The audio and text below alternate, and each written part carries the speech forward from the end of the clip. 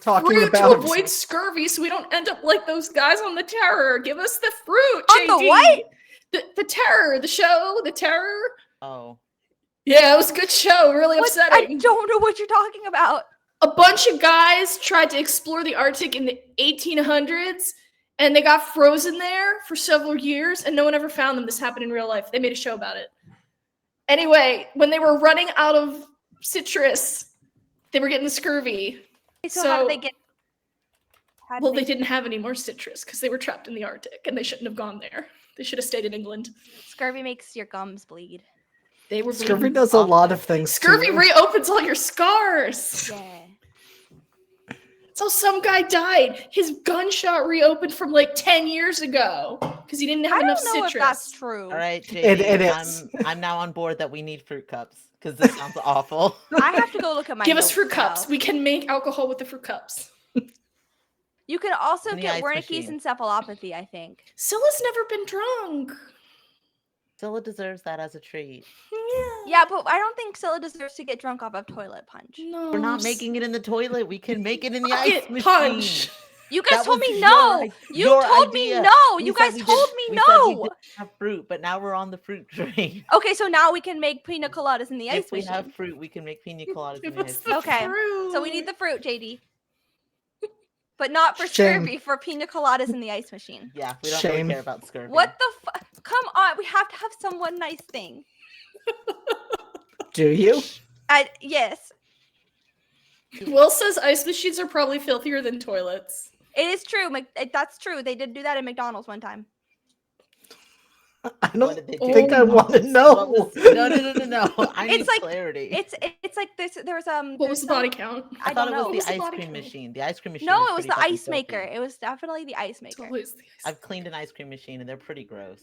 I would believe Are you the that. reason that ice cream machine at McDonald's is always broken? No. Understandable. Have a good day. But maybe Valen is. Oh, Maybe Valen 100% Valen is. is. Valen's probably the reason. Valen the ice ha- machine's always Actually made broken. it a personal vendetta for his life to go to every McDonald's and break the ice cream machine. That sounds absolutely like something he would do. You're absolutely. It really right. does. What did I send you the other day that was Valen coded? Fuck.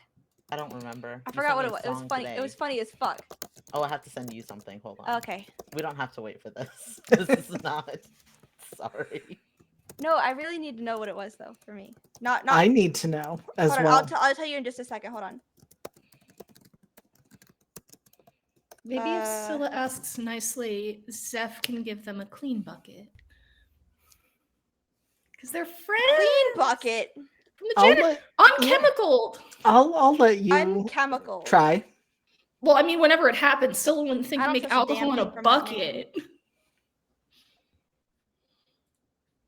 I just like the idea that Scylla just wants a bucket. Just you a can store bucket? things in a bucket. Like, Did they have what? sand in the garden so we could play in sand? You can make sand castles. Don't put Scylla in a Zen garden. She's gonna make sand castles. There is a Zen garden. She's in- made sand castles in it. She's absolutely ruined the vibes. because the vibes in Hemlock have been so great. She improved the vibes. We're gonna have fun. We're gonna have a normal one So tonight. fun. I'll never find this message. Also, Will, thank you for the chaos point. Stop Oh, that. fuck you, William. Oh, what the fuck? What? Come on. But Kian, you were so delighted when he gave you one on Saturday. Look, and I used it for great things, okay, JD? I got to bully you, and that was You did. lovely.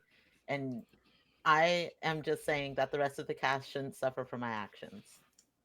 You know, I think that's the approach we're taking. Yeah, it's a chaos point you can only use on Valen. No, that's not what I meant. I meant don't use it on anybody. Thank you very much.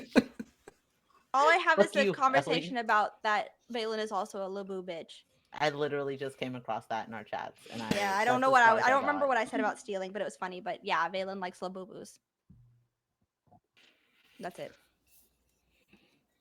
All right, Kian, when you are ready, I'm going to toss it over to you if you're fuck. game for channel introductions. Okay, hello, hi, everybody. Welcome to Entropy Emporium. Thanks for coming to hang out tonight. A couple of quick channel things that are super important. Where's the tab? Before we get started, first and foremost, we are raising money for the Palestine Children's Relief Fund. If you have been paying attention to the news, which we ask that you do, we ask you to stay aware and stay engaged. You understand why this is important work that needs to be done. I've been going a little bit off the rails on this point, but just a reminder, community is what's going to save us. So lean into the people around you, lean into the people that you love. That is what we can count on right now, is community and the people that are immediately in your circles. If you are looking for community, we have a Discord server. Come and hang out with us. We would love to be your people. We like to yell at each other about random things and post pictures of ourselves and hype each other up and post pictures of our pets and the good food that we make and holler about this game. Honestly, we yell about this game a lot. So if you want to yell about this game with us, come join the Discord server. It's a fun place to be. Those are the only two things that I have, so I'll send it back to you, JD. All right, sounds good. I'm going to have us start to do our introductions in that case. And I would like you to remind everyone of who you are, who you're playing, your character's playbook. And, we can get a snapshot just of how your character is feeling when we last saw them. And with that, I'm going to toss it over to Harp to start. Hi, I'm Harper. I play Mara. And last we saw Mara, Chloe had introduced herself to her. And I thought, is that the happiest Mara's been so far in They Call Us Villains? Because Didn't even Mara the little smile? town was bittersweet. Yeah. For sure. Yeah. Definitely the first smile that reaches our eyes, So yeah, we'll see how that goes tonight. I'm sure it's going to be all like sunshine and puppy dogs. I feel very confident. Fingers crossed. All right, I'm going to toss it over to you, Steph. Hi, I'm Steph. Tonight I will be playing Scylla Tarn, she of the Doomed playbook, just a little bean. She's done nothing wrong ever in her life. And last episode, she, in her little memory flashback sequences, was feeling a mixture of joy, hope, stress, confusion. So we're gonna see where that goes tonight. I mean, you had a lovely memory of your first day at school. Yeah, it was great, except for the parts that didn't happen. Who's to say what did or didn't happen? It's fine. All right, tossing it over to LC. You are the one who says whether it did or didn't happen, first of all. Second of all, MLC. I'm being threatened in my DMs right now, but I'm optimistic on all social media. I use she, they pronouns, and so does Ellie Ellison, who I play here. It was the Protege playbook, and I'm great time. I'm great time.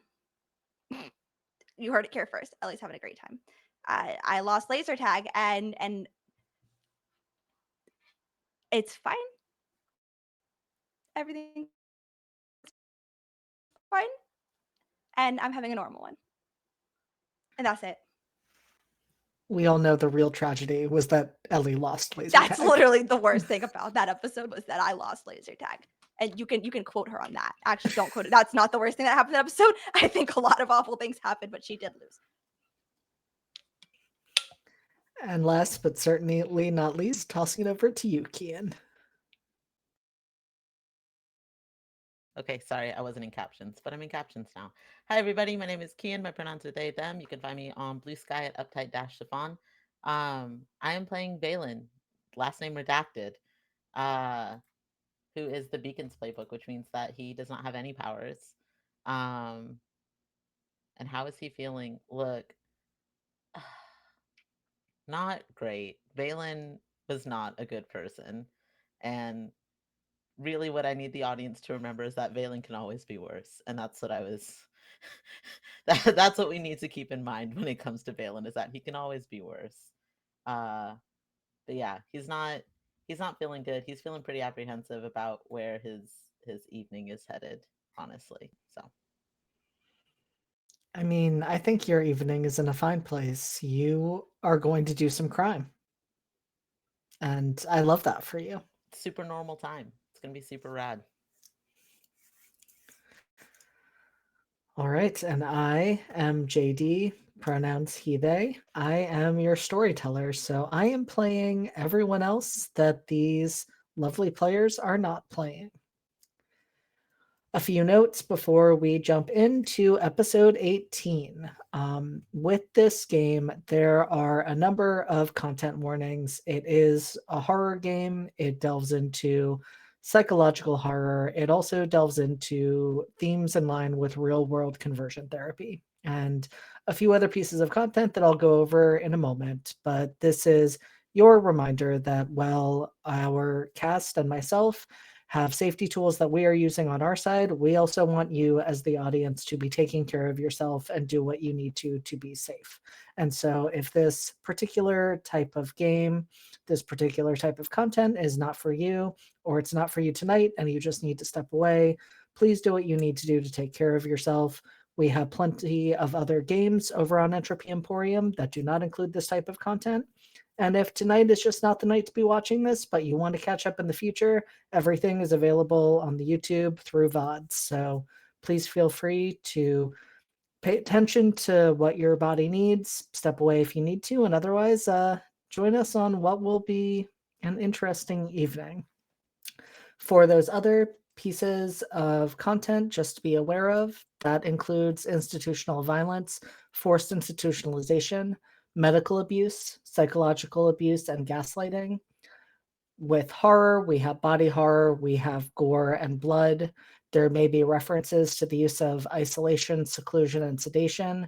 We may also see bad/toxic/emotionally abusive parenting and abusive parents in general, unreality, and for this particular episode, we are likely to see some betrayal.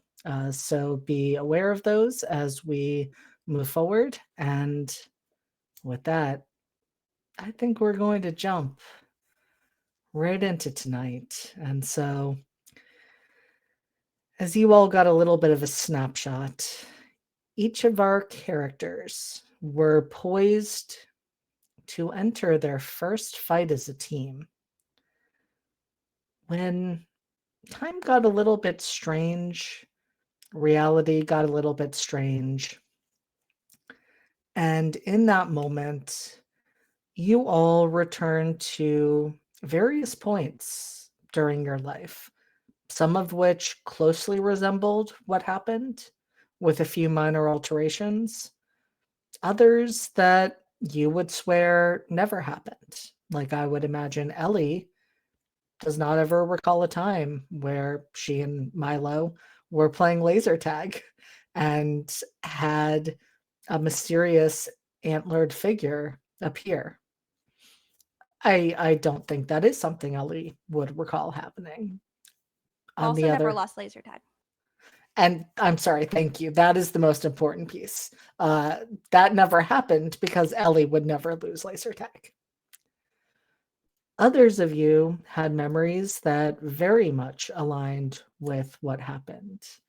Mara meeting Chloe for the first time, Scylla having her first day of school, which was a thing that happened, and that was the school that it happened at. But there were some interesting elements in that building, and there was a teacher that you don't quite recall being there. And of course, for Valen, you experienced some things that you're pretty sure happened that day, that you and your friends were poised to break into a certain facility. But other parts of that, that isn't how it went. That wasn't who was there. And we'll see how much what is happening right now bleeds back into reality, or how much of that reality is bleeding into here. But with that, I think we are going to start with Scylla. And so Scylla, when we left you, you were in art class and you met someone, another student with beautiful bright blue eyes. who is standing right beside you at the easel next to you. And we see images of the next few weeks of you in class with River, who you met, as well as a handful of other students. Now, this was a hippie school. Classes were kept pretty small. It was all in one building, but that building actually held multiple grades. And so, one floor for the elementary school, one floor for the middle school, one floor for the high school, all very contained. Except you don't remember it having multiple floors. In fact, it didn't have multiple floors, but the floors must go somewhere. They must have gone down. You must have had to take an elevator down, which is strange because you only ever saw the sunlight from outside. And it was always sunlight. It was never rainy, it was never snowing, it was never anything like that. No gray days here. Just beautiful sunlight. And you're pretty sure that was the case, but you also realize you can't remember walking into school that day.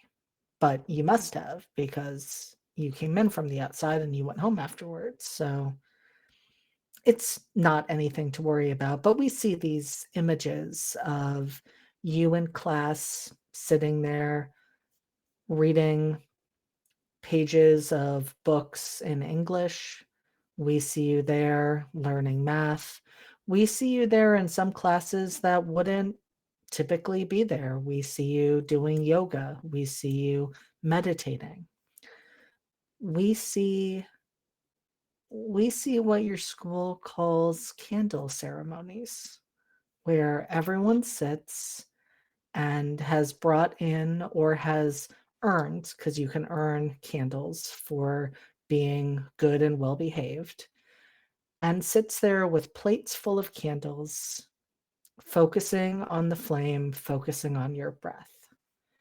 And that is just something that the school does twice a day at the beginning and end to ground you when you come in, to help you be in a steady place as you're let out to go back home. How is Scylla feeling as she gets to know her fellow classmates and is in these different classes? I think the first week was the hardest because Scylla knows she looks a little different, and that's fine. She was just a little worried that people could be nervous about the teeths because they can be very sharp, and she can open her mouth, but she knows not to do that to scare people. But once people seem to get used to it and her tendency to bite objects only, not people, everyone was a little more welcoming. There was a lot of like people curious. There was a few people who were like, can you bite this? And she would very happily bite that as long as it wasn't a living thing. Definitely bit a few candles before they were on fire, of course, because they'd be too hot to bite otherwise. Oh, and they looked tasty. Like, there were candles Mhm. that looked like pieces of fruit. There were candles that looked good enough to eat. Oh, she definitely bit all the fruit ones just in case. Um, so she's actually been having a lot of fun. She's feeling more comfortable. She actually feels like I belong here. I fit in here. There is space for me here. And people are nice. And not everyone is my friend, but most people are nice to me when they interact with me. And all of the other kids are really friendly. Like I said, it's a small class, and not everyone may be, best friends with Scylla, but everyone is very friendly towards her. Yay. Get an A+ in friendship. No, gold stars. They don't do grades here. Absolutely a gold star in friendship. Yes. Gold star in yoga too. Scylla's very good at yoga. A little too good at yoga. I was going to say, I think there is a moment that we see of Scylla demonstrating just how bendy she is. And like, screams from the other kids just because they're not expecting it, but then being like, oh my God, that's so cool. I'm cool. Get to tell Sloan and Luke I'm cool. And Scylla, there are also opportunities to be involved in other elements of school. So they have a music program and a theater program, which doesn't really make sense because you're like that there aren't enough students for that, but somehow there always are enough students when it comes time to be working on those types of projects and productions.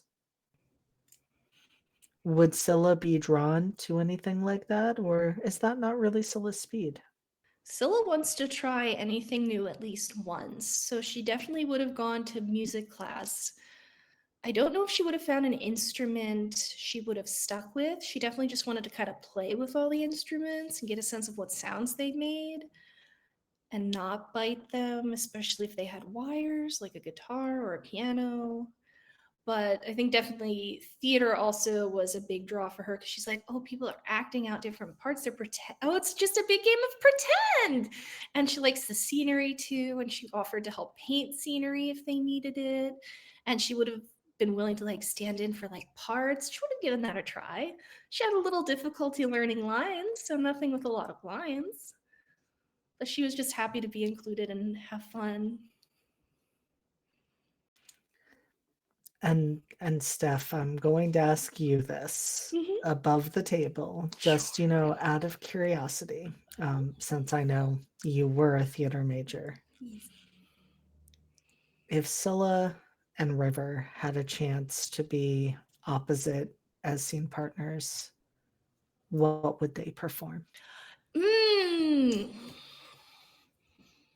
this the same year she went to school initially, or this a few years into it? This is a few years into it, which does seem strange because in the moments we see of Scylla, she is growing at kind of an exponential level.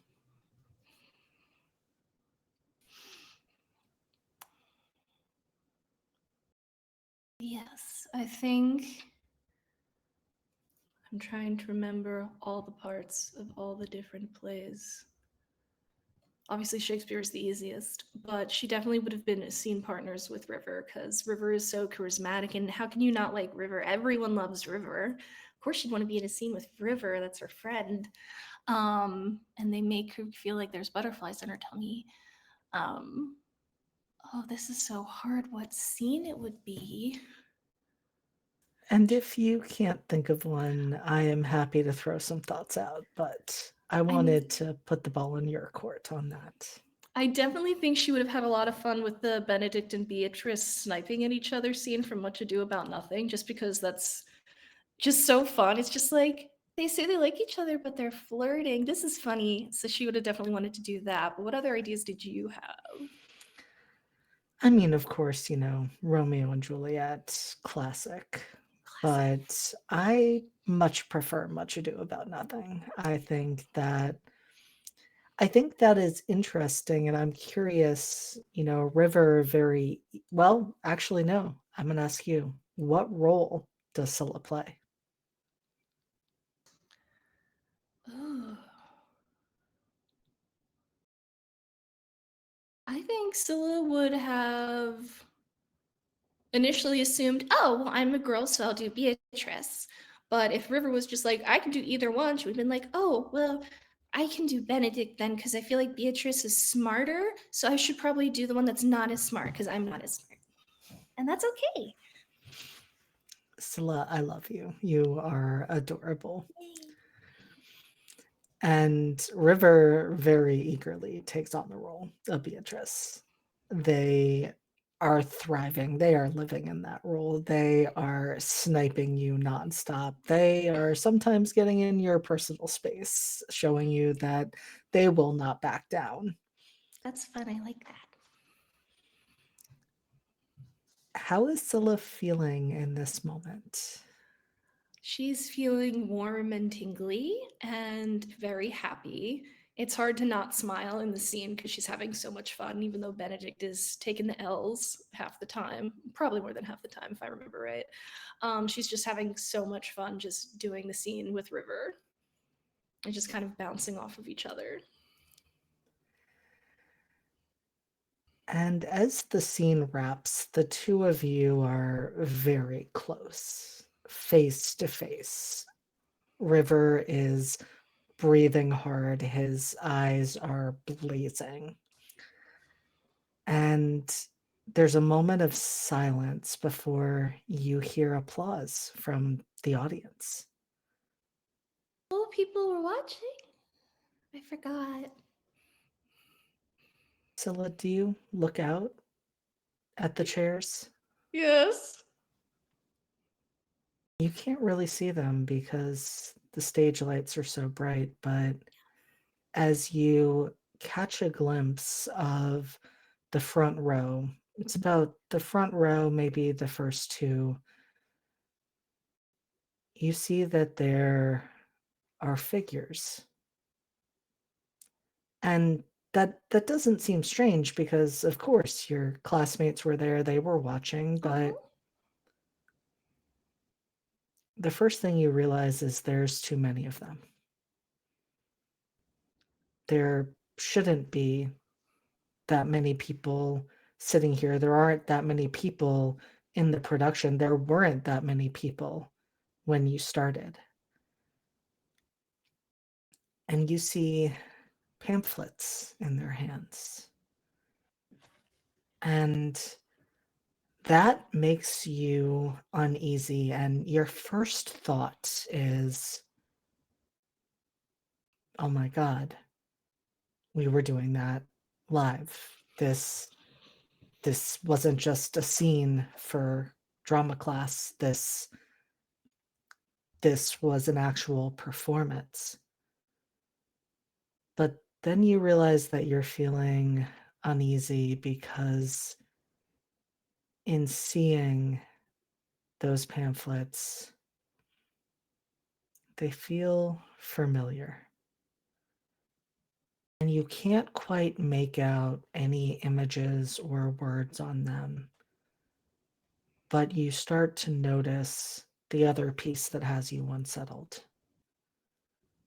That each of those pamphlets is being held by a figure that has long sleeves, the long sleeves of a robe, draping into their lap. That you realize you can't see their faces, not because of the lights, but because they're all wearing hoods.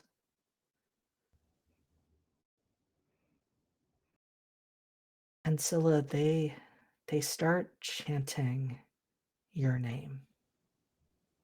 My name? You think it's your name. They're chanting something, and you think they're chanting Scylla Tarn.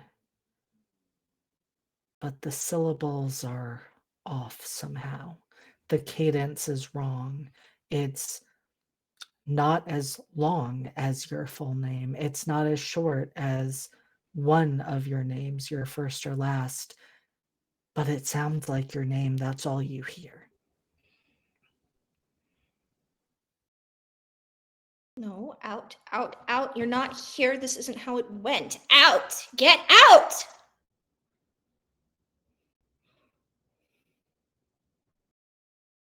Scylla, would you like to roll to unleash your powers? Yeah, no, yeah. What is that again? That is with Freak. Freak. Hey.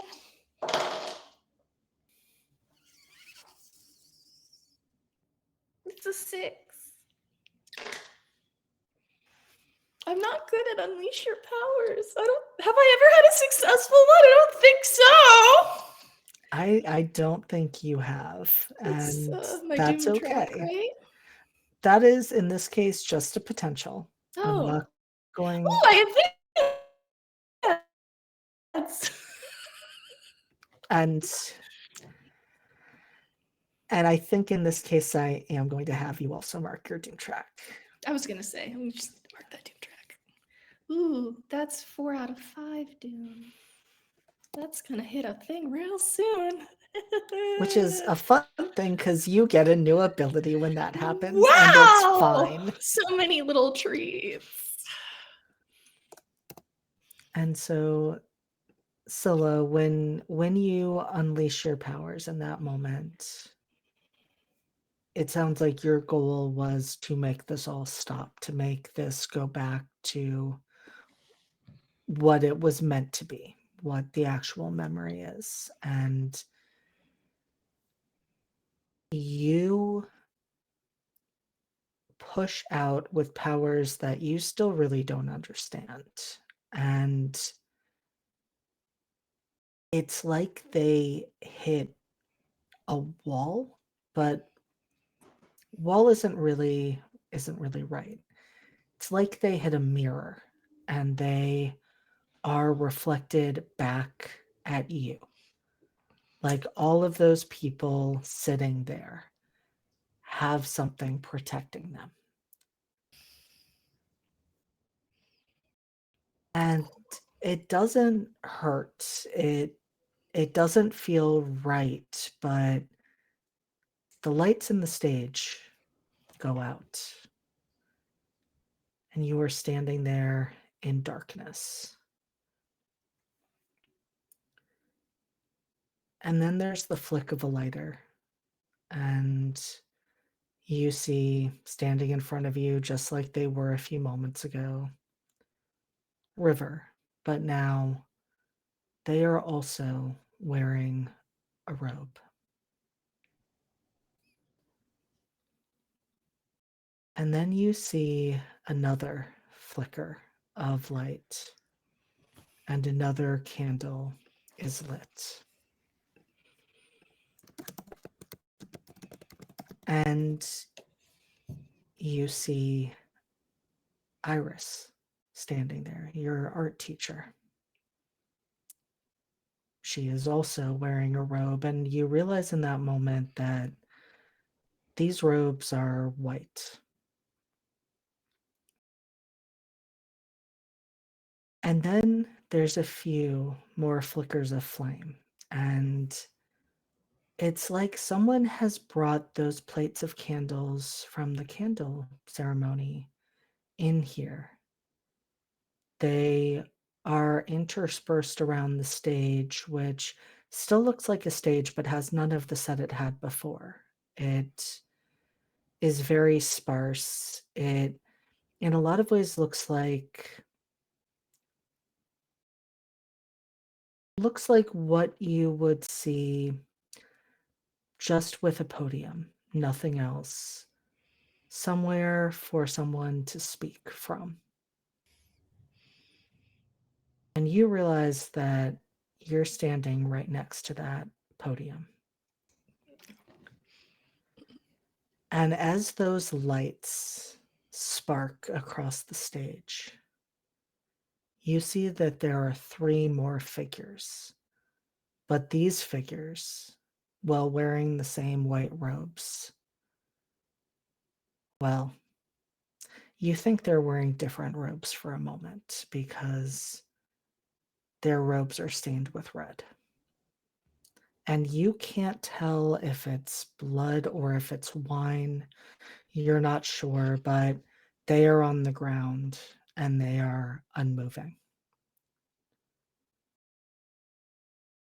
And it's in that moment that you realize that you yourself are in a robe too. Your robe, though, is black.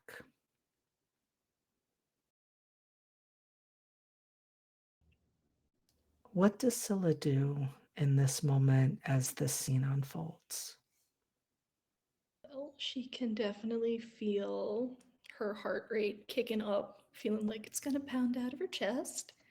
And just kind of watching the candles and the figures and just like, no, no, this didn't happen. This didn't happen. That definitely didn't happen. I don't want to wear this. And I think the first thing she does is just she yanks. If the robe doesn't open up, she just starts yanking it over her head to get it off.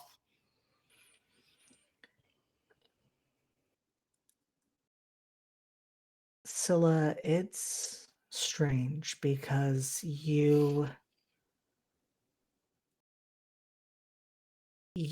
see an image of yourself doing these things, of insisting that's not how this happened, of trying to remove the robe, but instead your hands go to the podium and there is a book there, and all you see on it is that there is the beautiful image of a tree on the cover.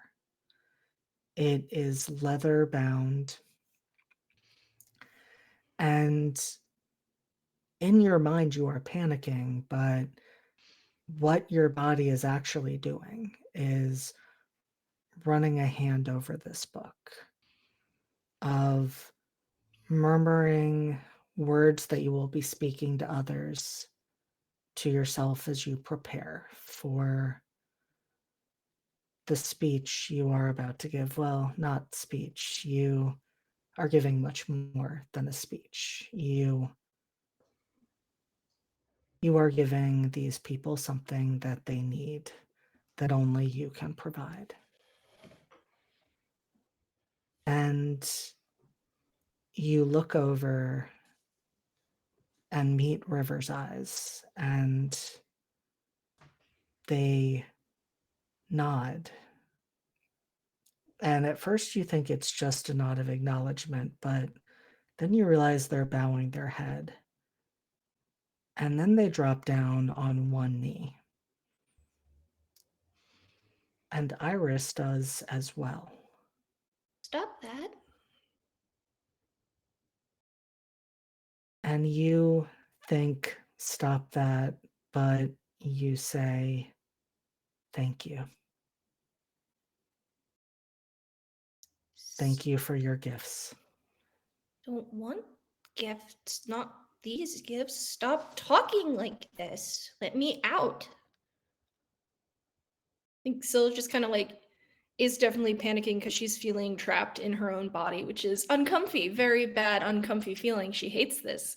And it's hard to like try to push her way out when she is in her body. And she wants to just start like ripping and biting the robe on her. She wants to slap herself in the face to try to like dislodge whatever this is. She wants to, if she could, just like bite the inside of her skull just to be like, let me out, let me out. This is wrong, let me out.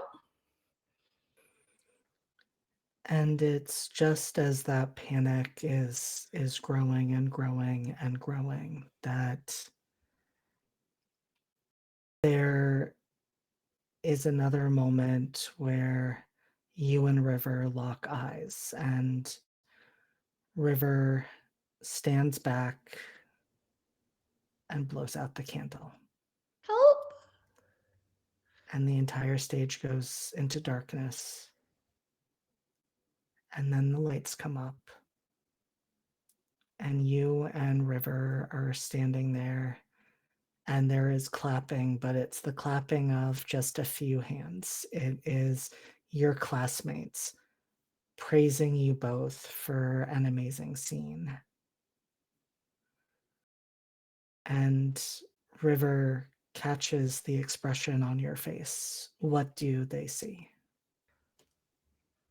Just kind of like initially like just kind of frozen in like what is happening. This was just kind of, she is definitely sweaty. She is like looking kind of frozen and pale and just kind of like out of breath. And just kind of like darting her eyes around like, lights, people, lights.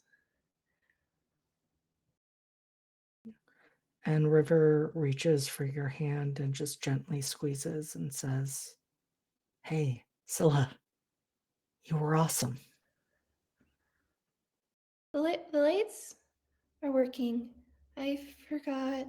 I forgot people were here. Yeah, sometimes I get lost in scenes like that too. Uh-huh. Scylla just squeezes their hand very tightly. It's just like, are you thirsty? I'm thirsty. It's really thirsty. Is that normal? Yeah, it's not normal. Let's get some water. I think we're due for a break anyways. Ice water, please. I like the ice cubes. And River actually just tells you to go kind of take a seat, and they run off to get your ice water. And meanwhile, your teacher is coming up saying what an amazing job you did, how proud they are of you. I am glad this was. It's like I went somewhere else and I forgot I was on the stage.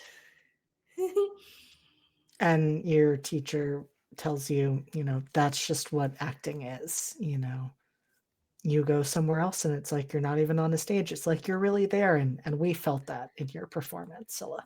Oh, you did? Wow, that's so cool. Yeah, we really think if you want to be a part of more of what we do here, you've got a stage presence. You do? It's a nice presence? Scylla, when you are on the stage, it's impossible to take one's eyes off of you. I'd like to play theater some more, please. We can do that. Okay. And River joins you. They have brought you a cup of ice water, more ice than water, so you can crunch the ice.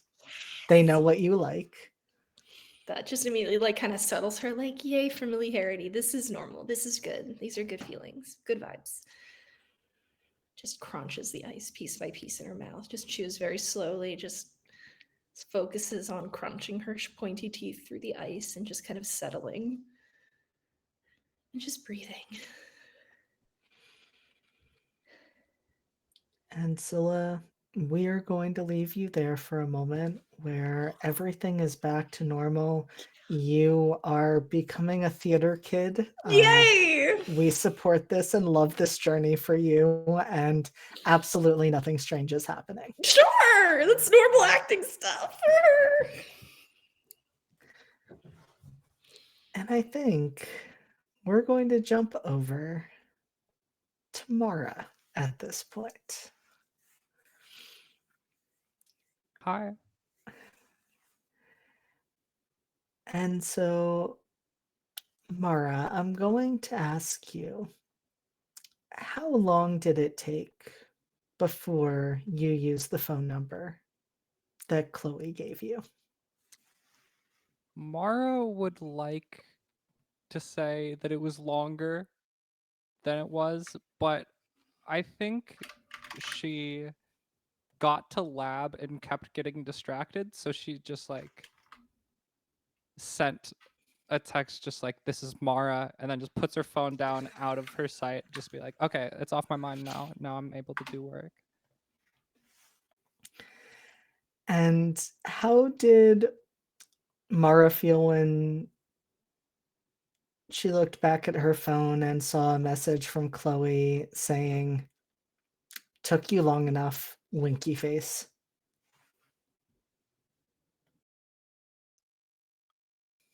Straight, perfect, like capitalization and punctuation. What does that mean? Mara, I love you so much. That is not what Chloe types.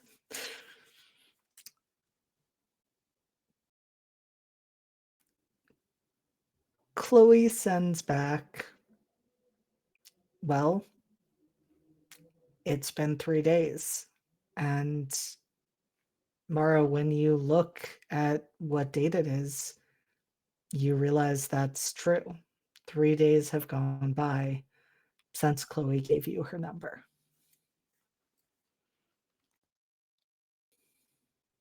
Mara doesn't think about it because like she looks at it and she, like for a second she gets surprised, but she's like, I knew that. And she says, sorry, have been busy. Period. And Chloe just sends back, no worries. I'm just glad you didn't lose my number. You saved it to my phone. You could have deleted it. Mara thinks about that one.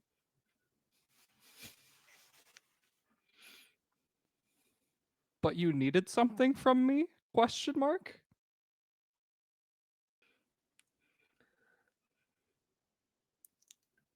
And Chloe sends back, I wouldn't mind a study buddy.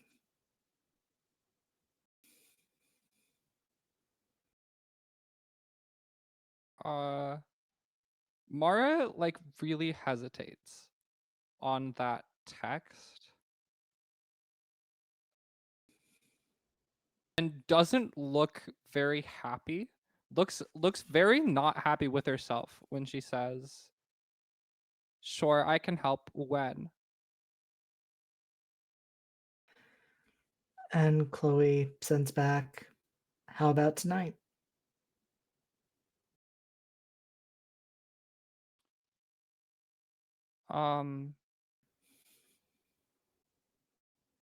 Mara looks up from her phone and just says, "Uh, hey, Dr. Hall, how long do you think I should be here tonight?"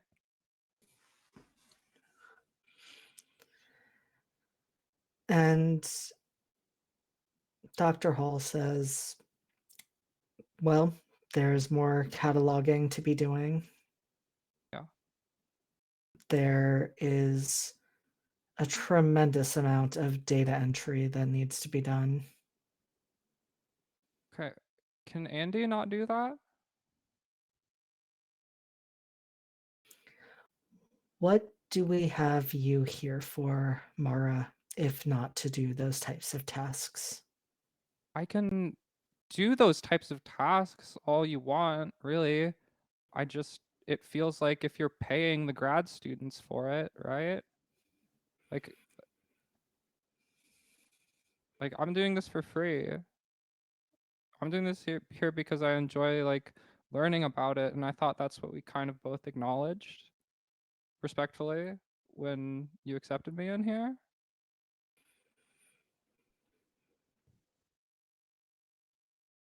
And he sighs heavily, and it is a disappointed sigh.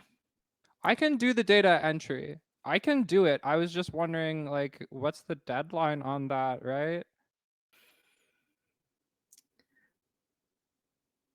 Mara, you know we do not take interns often. It is a privilege for you to be here in this lab, and if you are not interested in the types of tasks that we assign to our interns, we can always find another undergraduate student who will be more than willing to take on these tasks.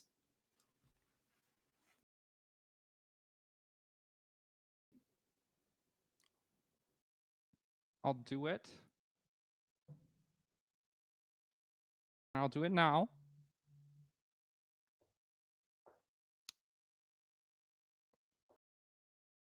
But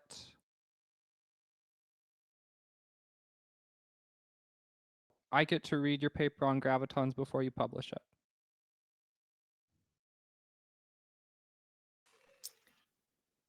Did you just give me an ultimatum, Mara?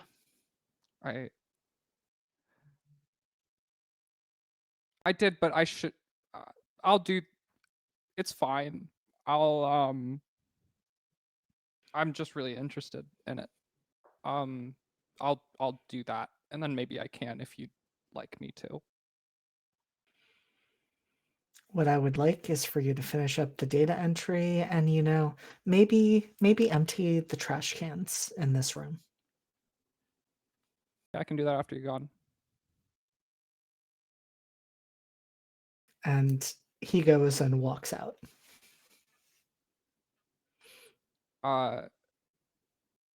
Mara texts Chloe back tomorrow.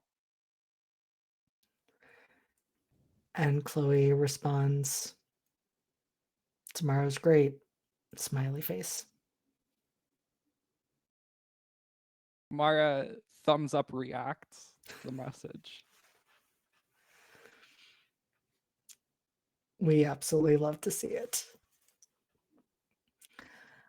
I'm wondering as we kind of zoom out on Mara in the lab in that moment, what do we notice about the way her powers are affecting things around her? There were a lot of times during that conversation with Dr. Hall that there would be like little things that would be effective. Mara, outside of Hemlock, has a kind of tennis bracelet on her, and that will hang very sharply when her powers are done, and so she kind of uses that tug as a reminder. Um, and so those times when she took like a breath or something, or waited a few seconds to choose her words, that was kind of her getting that reminder. Um, and I think once Dr. Hall leaves and the grad students leave, um, it it gets a bit heavy in the room. It's hard to visualize, but I think like a ball, like a stress ball, would kind of squish and flatten on a table for a bit, and she would continue to do the data entry.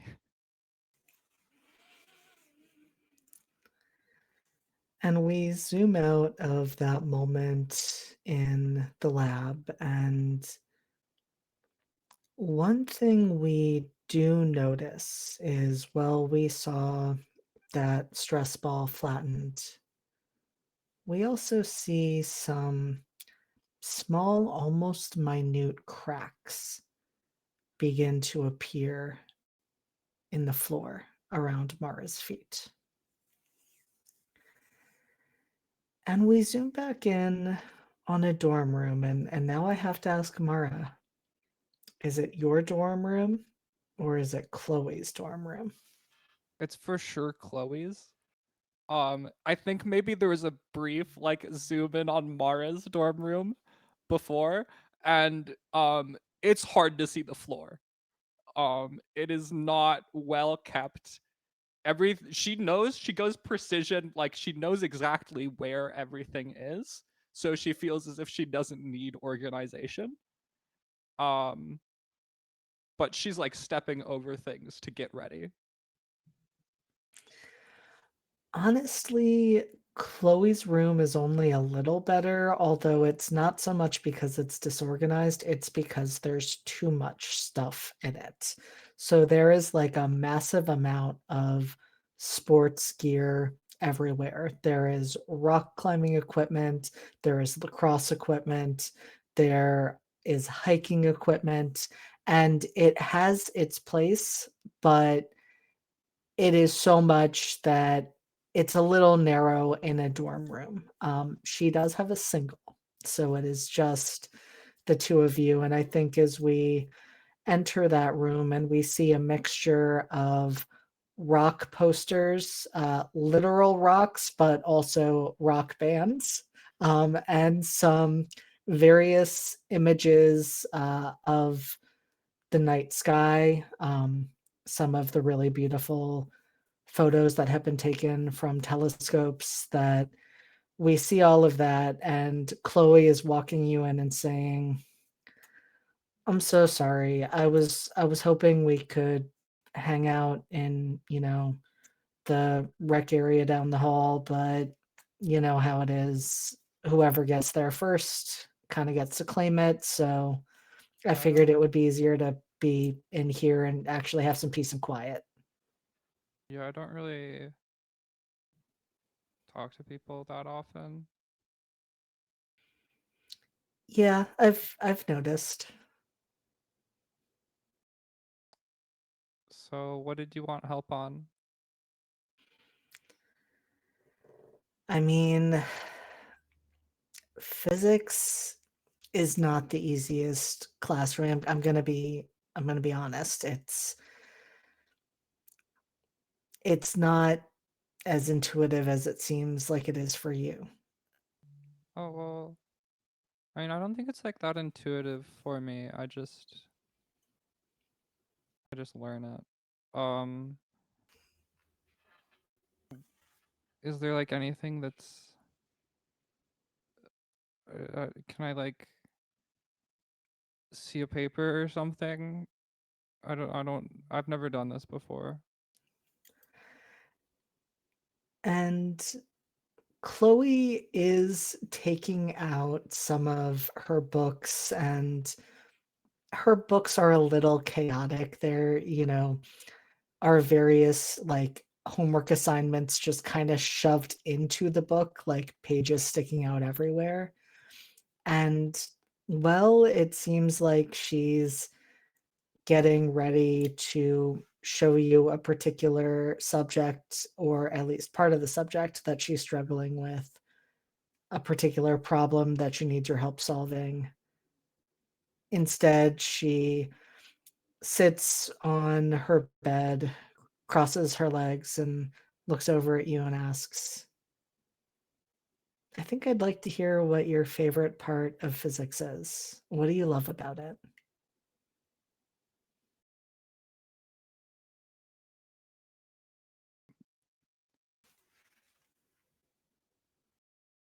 My favorite part?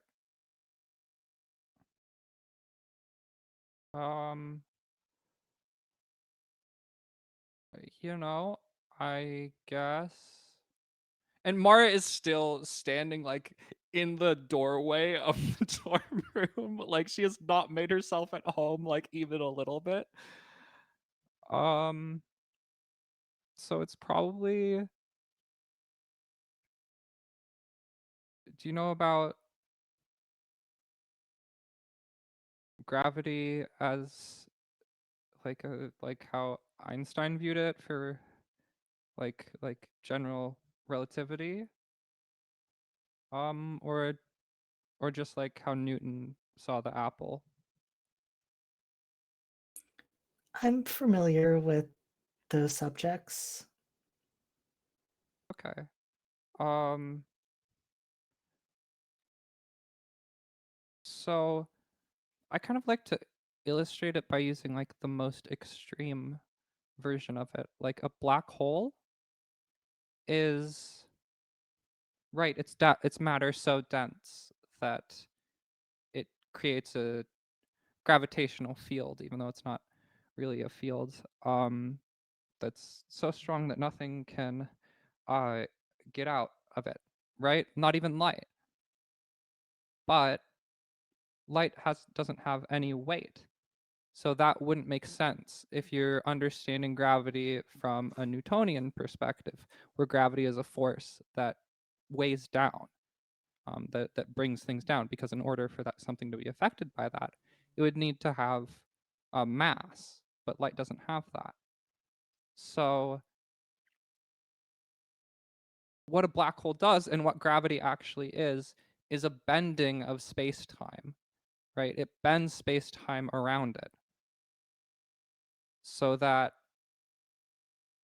no matter, once you hit the event horizon, at least, no matter which direction you go, even though light is moving so fast, every single direction in a black hole leads further in. You can't get out, you can't escape.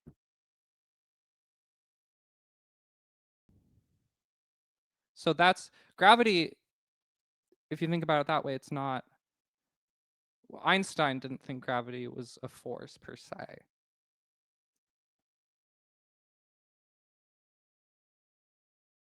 Chloe has the biggest smile on her face. Mara didn't look at Chloe once while explaining that. And just looks back. What? You're really cute when you get passionate about things. What? Mara cuts her off and says what in the middle of her sentence. Does not stop her.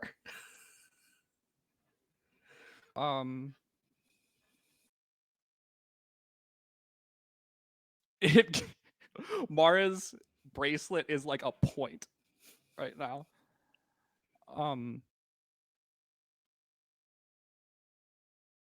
What do you mean?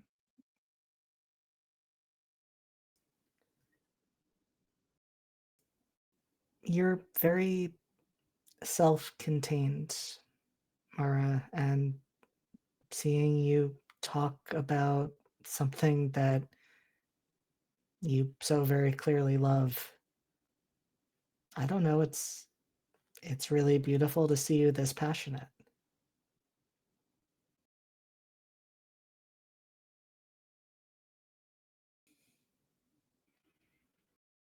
Mara has a plan for everything, right? She has just kind of like this playbook that's flipping through her head um uh constantly, and she is like mentally flipping through the pages, just like mentally. It's like fake an injury, no, like how do we get out of this like situation?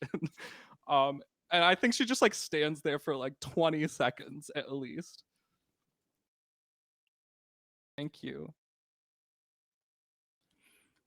Hey, I'm sorry if that was like if I crossed a line there. I didn't mean to.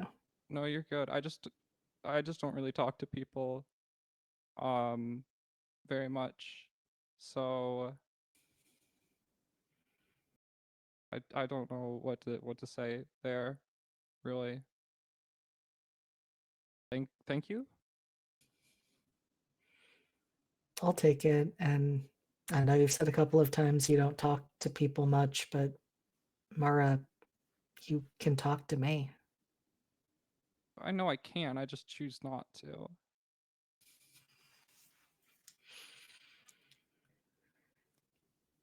And so, I'll respect that choice if you want to keep that up, but Oh, I if don't you mean choose to, you could talk to me. okay about gravity more? I thought you wanted to study. I mean, what I really wanted was to get to know you better. But learning about gravity is a bonus. I like hearing you talk. Why do you want to get to know me better? Mara's like suspicious. Mara's grilling Chloe. Because I think you're really smart. And Okay. I mean, I alluded to it before. I think you're cute.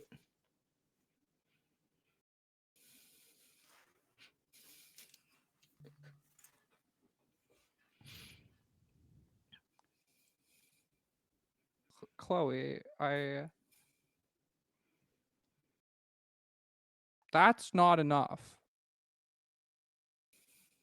Right? Like that's not I'm smart and that, right? But I'm like I don't think that's enough to want to talk to me, right? Like I'm smart, but I'm not very pleasant to talk to, and all that. I'm like I'm mean to people generally. Um so I don't know if that's like the best reasoning. I think if you talk to people because you think they're smart, you're going to talk to people that aren't very good to talk to a lot of the time. And Chloe just shrugs, like she does not seem bothered by this at all. Might be true, but like you said, you don't talk to a lot of people. I still wanted to get to know you. Maybe I would decide that we don't really vibe, but if that's what happens, that's what happens. I can't know that though unless I get to know you. Okay. Yeah, that makes sense actually. Sorry, I didn't mean to say you were like stupid. I don't think you're stupid really. Um I I don't This has never happened to me before. So I hope you understand why I'm like kind of examining this from all angles, right? Yeah, I can get that. And I'm not putting any pressure on you either. If you don't think that it's fun or enjoyable to talk to me, like no sweat. I'll understand that too.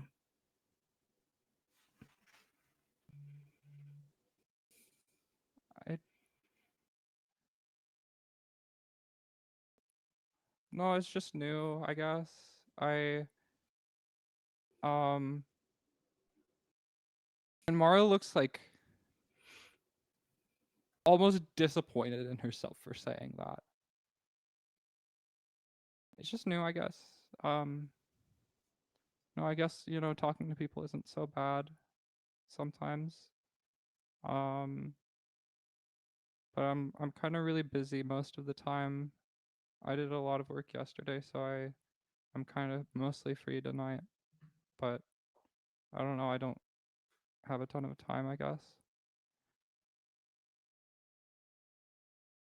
Hey, then I'm just happy to at least have gotten tonight. Yeah, for sure. Um so I need to clarify something. Do you want me to help you with school? Or is that kind of a secondary thing? Cuz I'm confused. And Chloe does not say, "Oh, you sweet summer child," but definitely thinks it and just kind of laughs and says, "Okay, if I'm being honest, that was kind of a secondary thing. It was an excuse for us to get to hang out." Okay, so do you want to be an astronaut or not, or was that a lie? Oh no, I absolutely want to be an astronaut. Yeah, I wouldn't lie about something like that. I wouldn't lie in general. I guess I did lie when I, said I needed some help. Yeah, I mean, I that's an guess, okay question to ask. but no, I wasn't lying with that. I want to be an astronaut. Cool. Cool. I don't want that for me, but you should do that.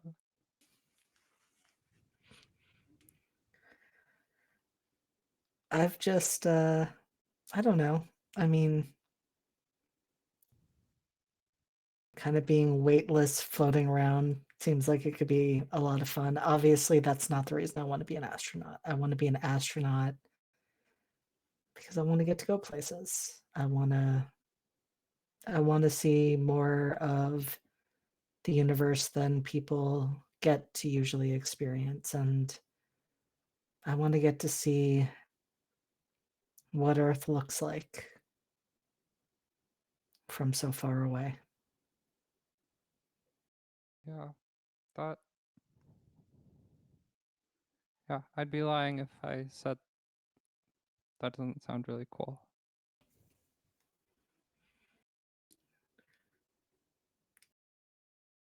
Then I'm curious, Mara, why don't you want to be an astronaut? There's some looks down at her bracelet. There's some complications with that for me.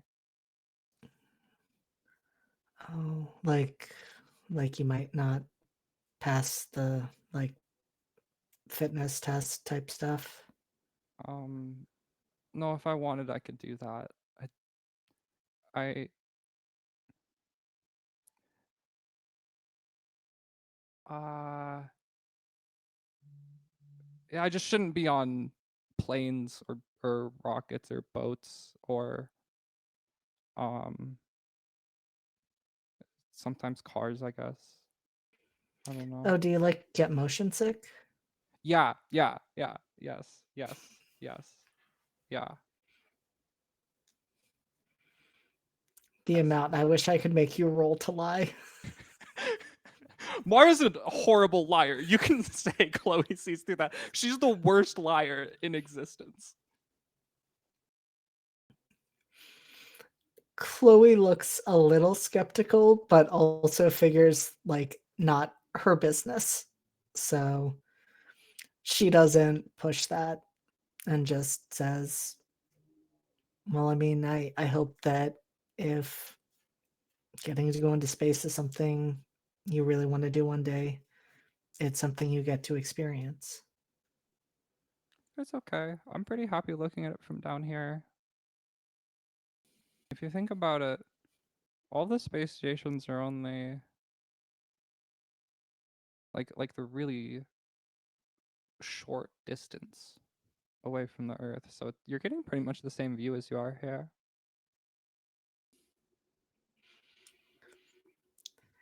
And Chloe thinks about that and says, something about that doesn't entirely sound right. There, I guess you get to see like more of it, and you get to see, I guess seeing Earth from far away is kind of a big draw, but you're not like the stars, like you're 1/trillionth of a way to half these things, right? Um,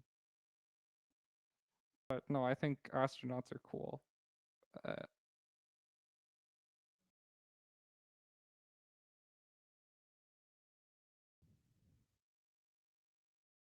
Yeah, I'm still thinking about what you had said about black holes. I know they freak a lot of people out, especially the idea of like being in space and near one. What are your Understandable. thoughts on that? Like, what do you think it would be like to be right near a black hole or to go inside it?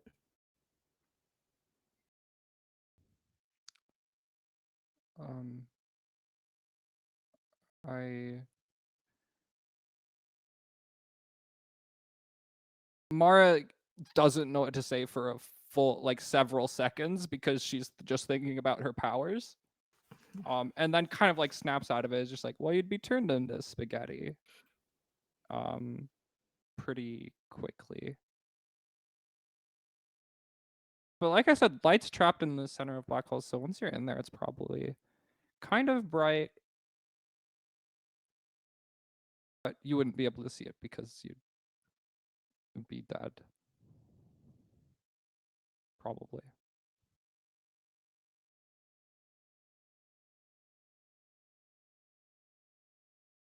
And Mara, in that moment, as you were standing there and talking to Chloe, what emotions is Mara feeling? Despite everything, Mara feels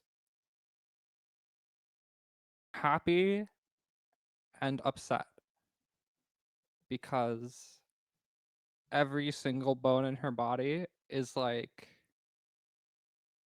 you need to leave. Like you don't talk to people. Like you shouldn't talk to people right now. Like you shouldn't go. But then like when she sent the text back, she was disappointed in herself, and I think even now she's just disappointed in herself, but she's happy, but she thinks she's stupid because she's trying to be happy, but she's happy.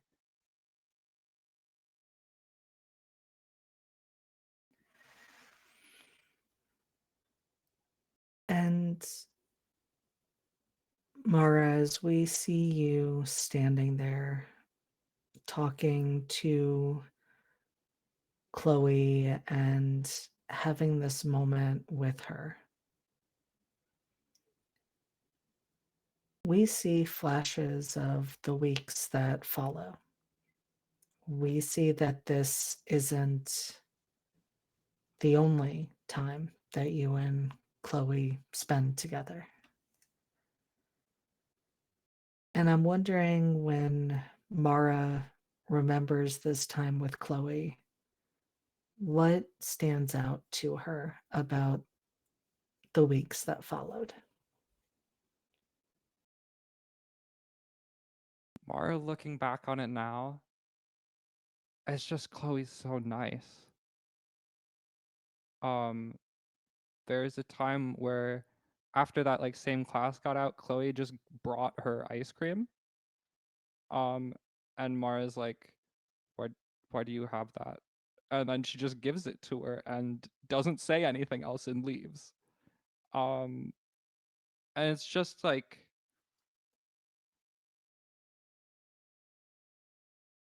Mara wants her to be an astronaut so bad. Um, but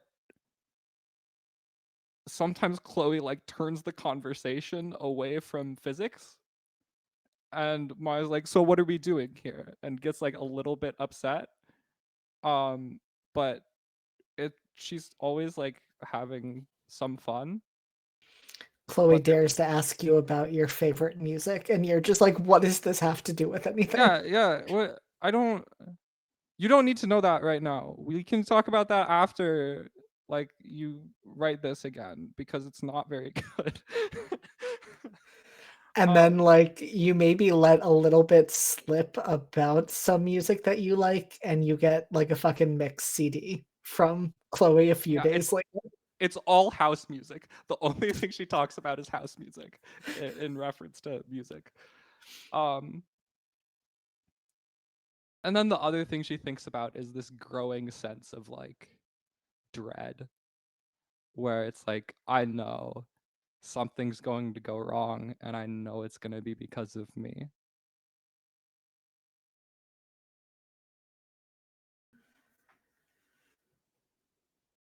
And I think the place where it does go wrong is when stress from the lab is building up. And I'm wondering, as Mara thinks back on this, how close had she and Chloe gotten at the point when things went wrong? It got to the point where instead of standing in the entranceway to the room, that Mara also would sit crisscross applesauce on the bed. Um, and do that. Mara does not display affection. So definitely not like there yet. Like there's no like reciprocation of the mixtapes or anything like that. Um, but I think it's like a few times a week. I think Mara looks forward to it.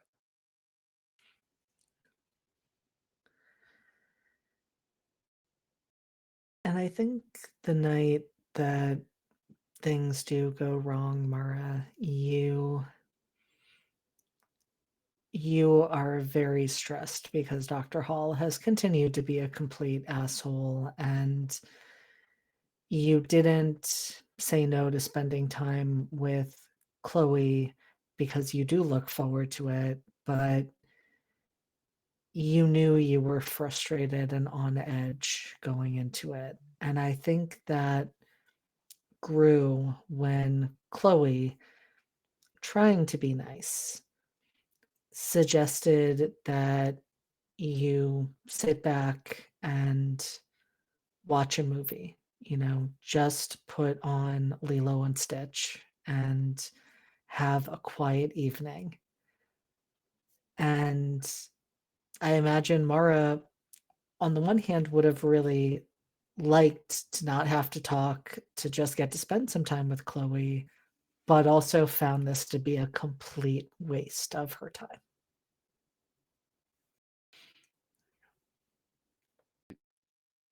Are we in it now? We are in it now. Okay. I don't really watch movies.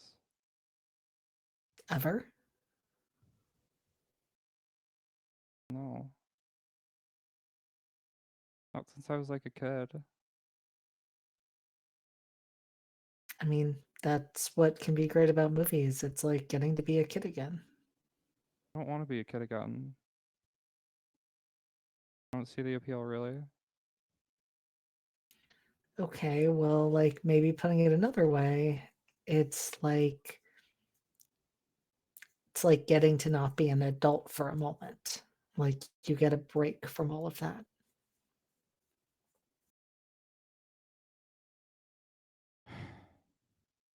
Okay. Okay. Yeah. Yeah. Yeah. Yeah. I'll watch this. I've never seen it before.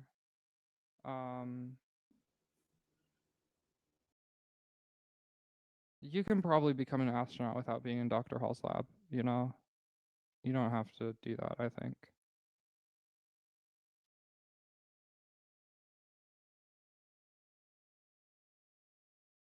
Is it that bad?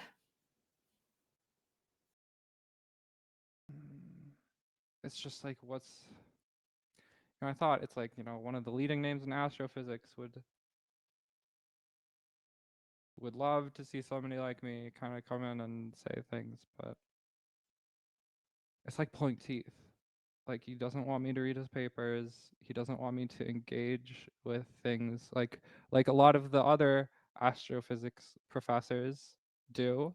They're they're they're very nice. Dr. Christensen is great. Um do that one. Go it's still an astrophysics lab at Hargrove. Like you can still get at.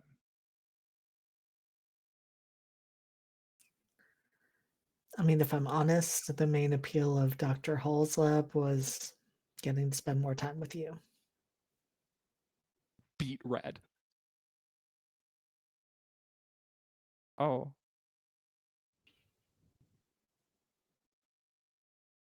Okay. Thank you. Mars learned how to accept compliments at this point in time after being with Chloe.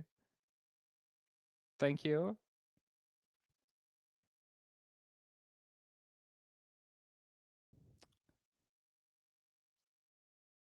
You'd just be seeing me very stressed out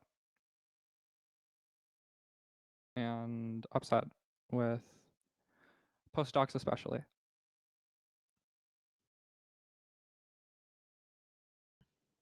But it's okay. It's okay. We're here now.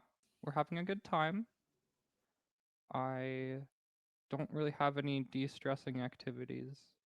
So I guess this could be good.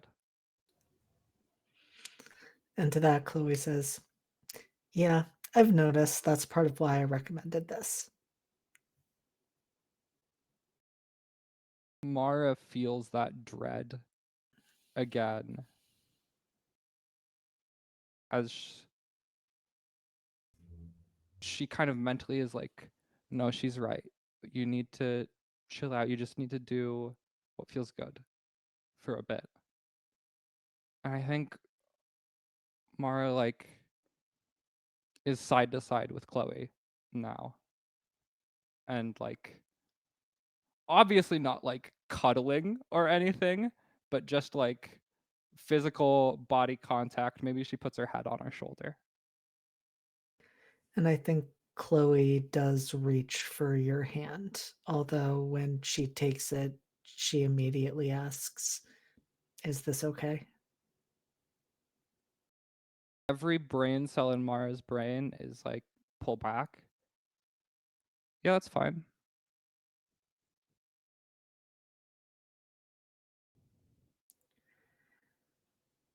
And Chloe very gently just tightens her grip, making it clear that she's holding your hand. Mara's taking deep, controlled breaths.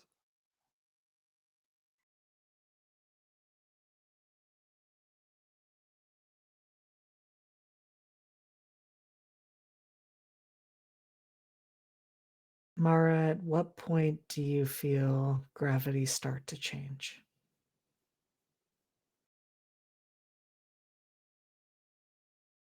I think Mara notices that she's not feeling better. That the stuff people are talking about, it doesn't feel any better. I think she looks at Chloe for a bit and just like holds eye contact with her. I think Mara goes in for a kiss.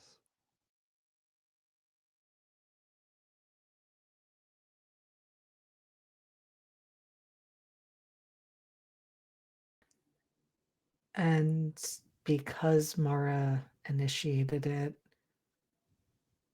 Chloe responds in kind and leans closer to press her lips against yours.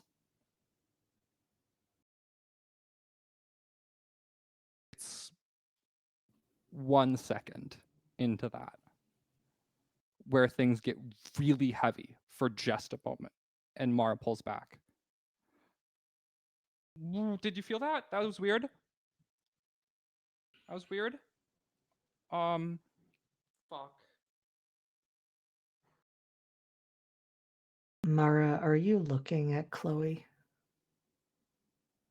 I think she would be like, she would collect her thoughts for a second and then look back at Chloe.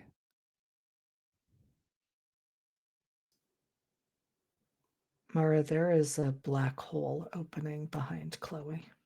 Chloe, stop. Chloe, get behind me. Chloe.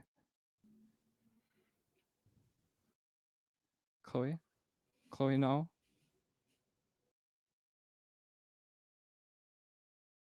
And Mara's gonna try and make it go away. And Chloe just looks confused, but then she looks panicked because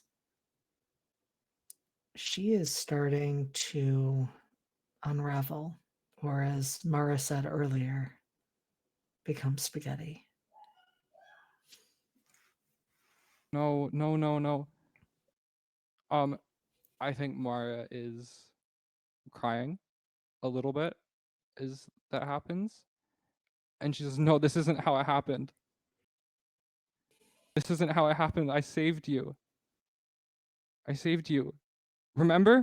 And is like trying to like grab at Chloe. Chloe, what remains of Chloe is reaching for your hand, and she is screaming.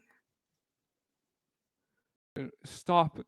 I think Mara like rips the tennis bracelet off and is just like reaching for the black hole and just trying to make it go away as hard as she can. Mara, I would like you to roll to unleash your powers. Okay. Ooh, where's my dice? Okay.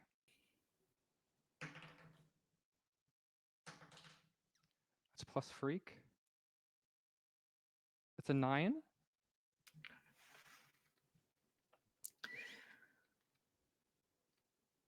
And with that, Mara, you have a choice. You can let me tell you how it is unstable or temporary, or you could take a condition. Let me see what conditions I have left to take. Oh, guilty. She's guilty. She's guilty. Yeah.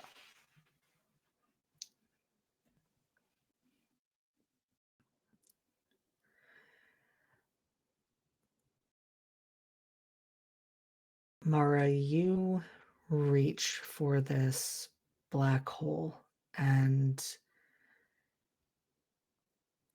it doesn't. I was going to say it doesn't feel like it entirely makes sense, though it may make sense to Mara's physicist mind, because it's almost like time rewinds. Like you see Chloe coming back piece by piece. You see her return to that spot beside you on the bed. You see that black hole disappear. And it is back to just the moment that you were going to lean in to kiss her. Mara pulls away. Chloe,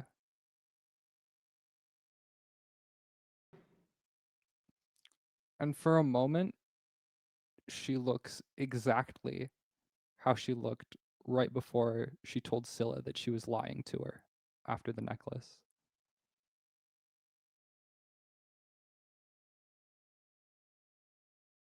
Chloe, I am going to leave.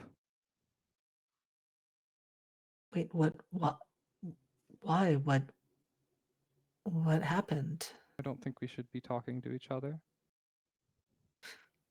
You don't, you don't think we should, Mara, what's happening? We were just sitting down to watch a movie. Yeah. Yeah, we were. Which is candidly a waste of my time, and I think you know it. And just like every once in a while looks away, just to like take a breath, and her facial expression drops, and it's clear that she's just forcing herself to say this.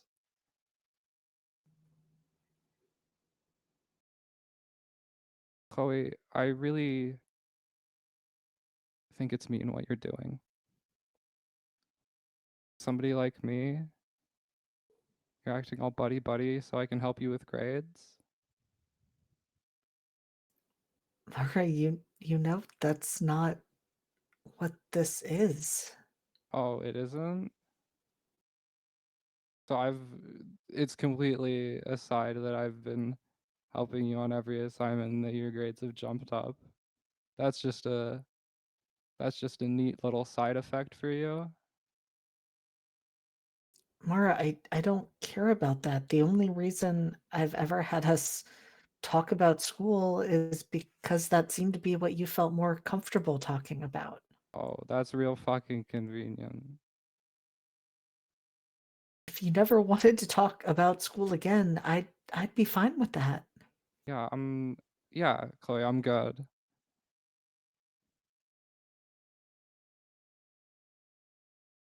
You don't you don't mean any of this, Mara. Where's this coming from? Shut the fuck up, Chloe. Please. I'm begging you. We both know that you're doing this for an easy grade. And we both know that even though you're doing this for an easy grade, they'll see through it. You're too fucking stupid to become an astronaut. And we both know that, right?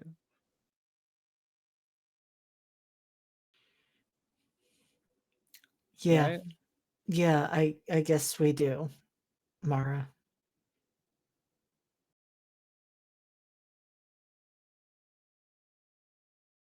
You know, I thought you were actually being nice to me, but clearly that's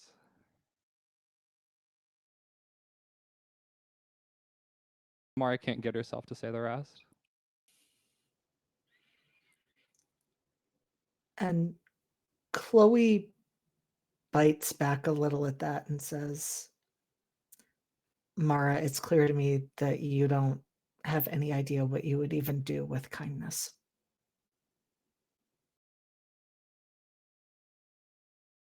Yeah, so maybe keep it to yourself next time. I guess I will, because it was clearly wasted on you. I thought we were friends. Sorry, I guess.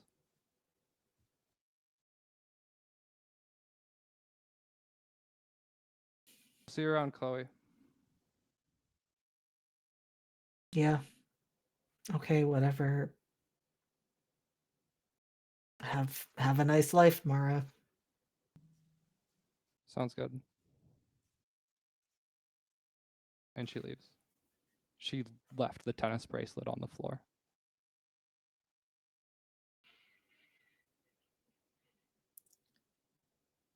What do we see from Mara as she walks away, as she heads down the hall?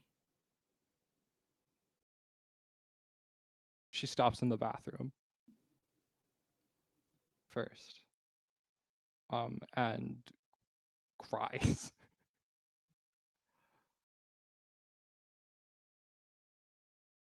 And then she sighs. And even though she has tears, she looks resolved. Like she knew she did the right thing there.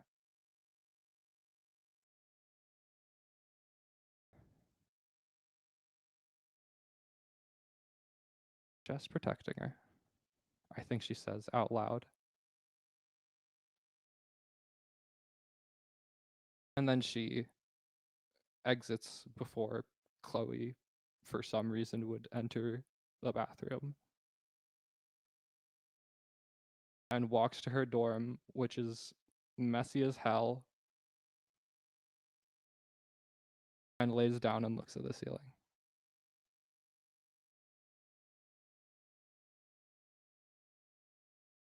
And in that moment, we see a dual shot of both Mara and Chloe lying on their beds, staring at the ceiling. You see that Chloe's ceiling, the room is now mostly dark. It still has the television flickering in the background, but she's not watching the movie. She's staring up at the glow in the dark constellations on the ceiling. And we see in her hand Mara's bracelet that she is clutching to her chest. As a parallel to that, Mara picks up her phone and blocks Chloe's number.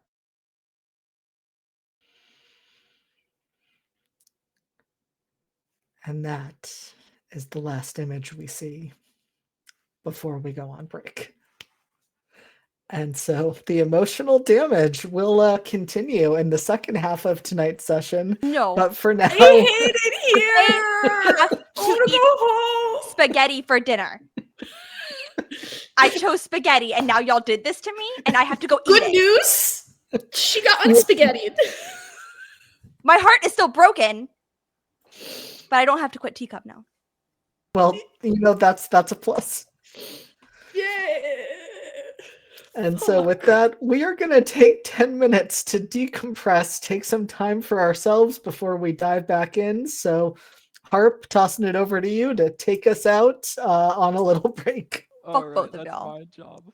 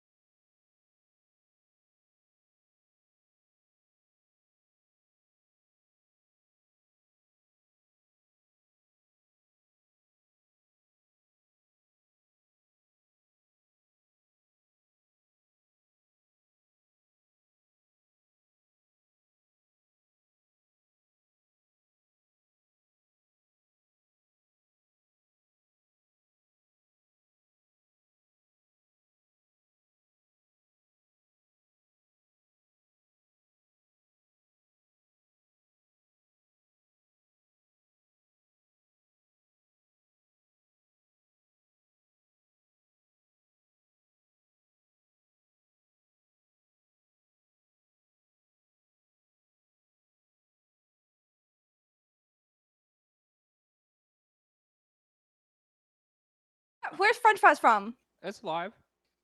Where's your French fries from? Why you sound so Me? accusatory about Yeah, the because French it fries? matters. This is a Sour Patch Kid. Oh. I. Anyways, what kind of French fries are you used to, Elsie? It's green, girl. it did not look green for a second. It looked yellow. So I will share with the audience, just because I think it is hilarious, especially because I saw Max comment that feels so hippy dippy that it seems more like a cult than a school. I was telling the cast that I modeled Scylla's school after the school I went to. That was the school I went to after being removed from Catholic school. I went to a school that was exactly like the one described. I wish I had been removed from Catholic school. Shit. Candle ceremony included. Candle ceremony included. It made me laugh when I looked at the notes and I just see candle ceremonies question mark concerning twice a day in all caps. Lots of cult mentions. But yes, now you all know that piece of my history. It was a normal time. I had a normal one there. I haven't even told you about the solstice festivals. Did he? Were you in a cult? Just a couple of times. It's fine. Okay, yeah, that tracks. I honestly would feel more relieved and satisfied if you just said yes, because that makes sense. All right. So we're going to be continuing some emotional damage, but not right where we start, because we're going to be starting with Ellie. Ellie, one of the things that Rook has access to as one of the members of the set is some private training and sparring areas. They're higher tech. They are able to mimic a variety of different environments and potential encounters that you could have with villains and supervillains. And of course, Rook themselves has access to a variety of powers, as much like Ellie, he has the ability to mimic anyone else's powers, a number of which have been essentially held in storage in a variety of ways for him to access at different times as needed.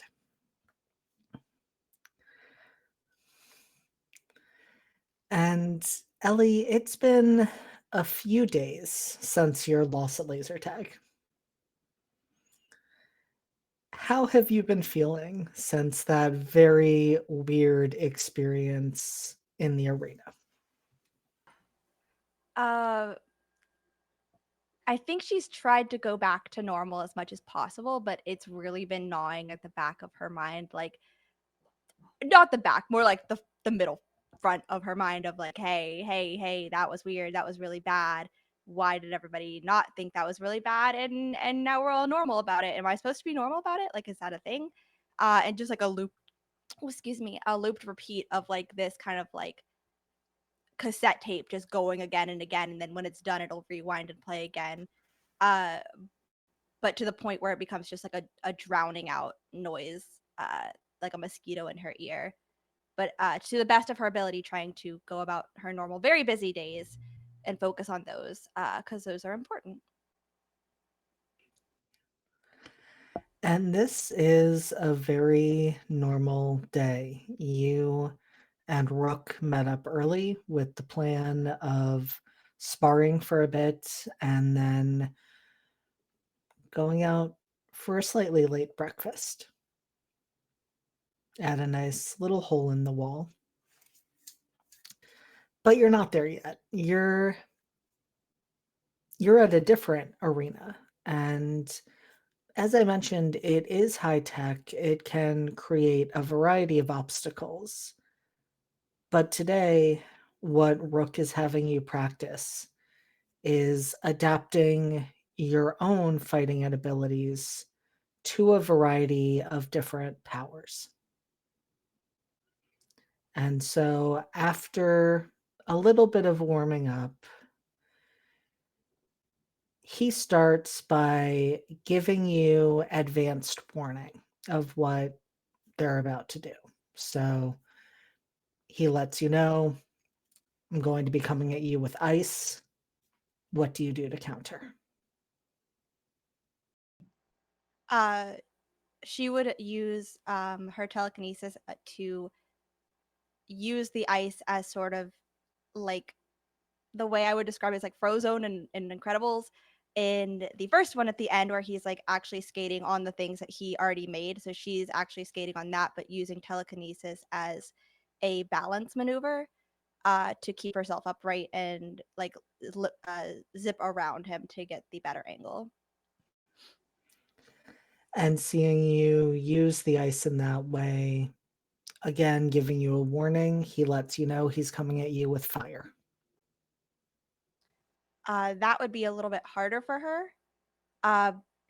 But especially switching gears so fast, but definitely like then again switching the once again telekinesis because I don't think that she would have any powers on hand that she had mimicked to smash the ice into shards and kind of fling them at the fire to not only dissipate some of the flames but create steam to create a like mist almost foggy uh like effect in the arena to hide behind and then once again try and get the upper hand. They give you an approving nod in response to that one, and in fact say, quick thinking. Thank you. And this time he doesn't warn you. As you go in to get the better angle, you're suddenly dealing with, it takes you a moment to figure out exactly what power he's using.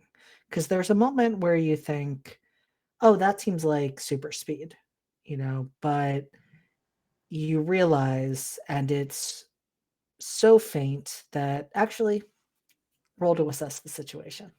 Oh, Give me okay. a roll. Okay. We're gonna see how Ellie does with Oh, this. I cleared this one. Okay. Um. Okay. That's superior, right? It sure is. Okay. Okay. Oh shit! Are you? Is that for real? For real? That's a 13. That was boxcars plus 1. Fucking wild. You know what? We said we were gonna give Ellie a win. We are giving Ellie a win. Ellie gets a win. And so on a 10 plus, you get to ask 2. Okay. So one of the things I'm just going to give you, and I'll actually, with such an incredible roll, like with the best roll you could have gotten, I'm going to give this first one to you for free. So you'll get to ask 2 after that. Okay.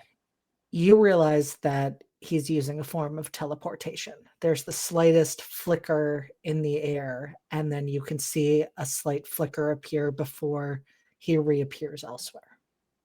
Okay. And all right, so the first one I want to ask is what here can I use to get the upper hand, obviously. And the second would be will those include multiple people? So how could I best end this quickly? And so with that, Ellie, you first of all see that, well, the sort of simulation part of the arena is not currently active. There are a number of supplies around you, which with telekinesis, you could very easily manipulate. Different types of obstacles that have been pushed off to the side since you're not currently doing a course, things like that. Even, some rope that is typically used as something to swing across, but could be used to trip someone up. And I think you put together very quickly with that slight shimmer in the air that happens right before he teleports, you could have something set up and ready to go. and drop him and take him down that way pretty easily, since he's not expecting that. Cool. Okay. Um. So, is that also how could I end this quickly? Is by using the supplies?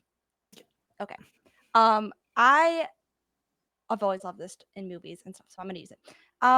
So I would assume there's some kind of reflective surfaces, and including the water that's on the ground from the ice that's melted. Use that as a way to make a functioning, like, almost infinity loop, like a house of mirrors kind of situation with at least 2 or 3 reflective resources, so that even if he thinks I am in a certain location, the like deceptive nature of proximity is skewed, and using that plus probably like the rope to trip him up at one of the locations where I could easily like mimic that's where I am.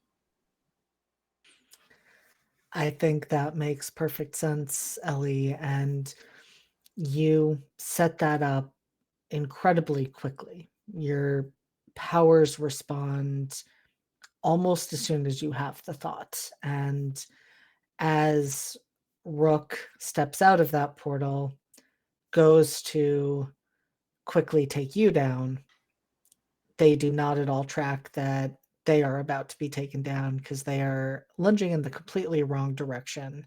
And there is an obstacle that he did not even notice. And Ellie, I'm going to just say you have him on his back. Yes, I like that scene in Iron Man where Scarlett Johansson does the flip thing. Perfect. And it would just be like, see, that wasn't so hard. You said that would be hard today. And he laughs a bit at that and says, "Consider me wrong." Okay, I am logging that in the book as times you've admitted you're wrong, just so we can like fact check later. And when you say you're always right, I'll be like, actually, you were wrong. And I have a list. So you know. And what if I say that I'm usually right? Well, usually right would be more accurate, but you're not always right. Because sometimes you're wrong, like right now. I can accept that. That was very impressive. I know. And that's why I'm here. Because I'm impressive and, you know, sometimes I can even surprise you. You certainly did. I'm thinking might be worth setting up a bit of an obstacle course and seeing how you do with more challenges out there. Okay. Yeah, I'd like that actually. I would you know, appreciate a challenge, and an obstacle course could do that, especially if there's more than just one obstacle, like opponent situation. I don't know actually what kind of things we have access to here besides the obstacle course and, you know, like the illusions and the holographs and the materials, but you'd know. And we see Rook set up a couple of different obstacle courses, and you run them very, very well. You know, they include simulations of multiple opponents, they include different types of challenges, obstacles to get over, obstacles to get across, a lot of kind of problem solving like you were doing with the ice. You know, how do I use these materials around me? How does Ellie do when Rook asks her to make a run using no powers? Absolutely 100% confidence. No hesitation. Absolutely. Yeah, whatever. Totally. I think in this case, I would like you to roll with danger Okay. just to see how Ellie does. Okay. That's a 4.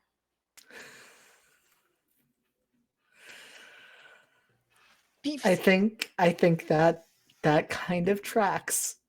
Mark potential again. And I can't edit so my sheet. I'm going to ask you, where does Ellie make her mistake?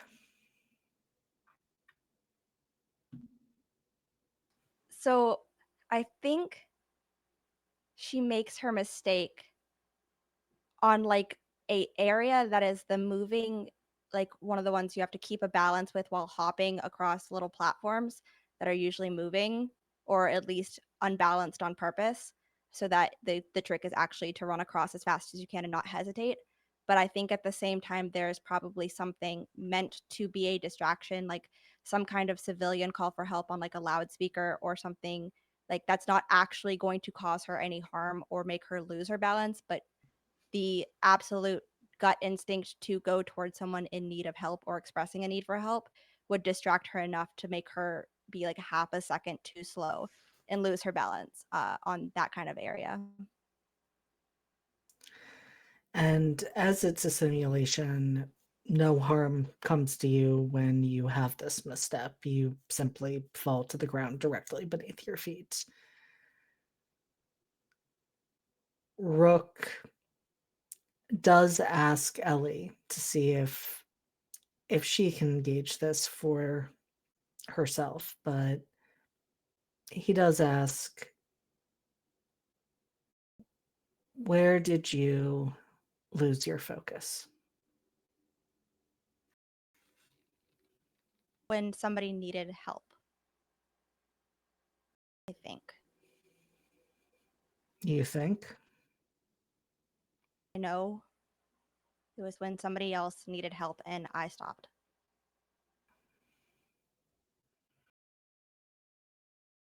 What would you do differently next time, Ellie? I wouldn't stop and I would go directly for the voice. Just change direction, I guess, and not actually stop, because it's when I stopped that I lost my balance and then I fell. But if I had kept going, or at least changed my direction, I could have gotten there and I wouldn't have fallen.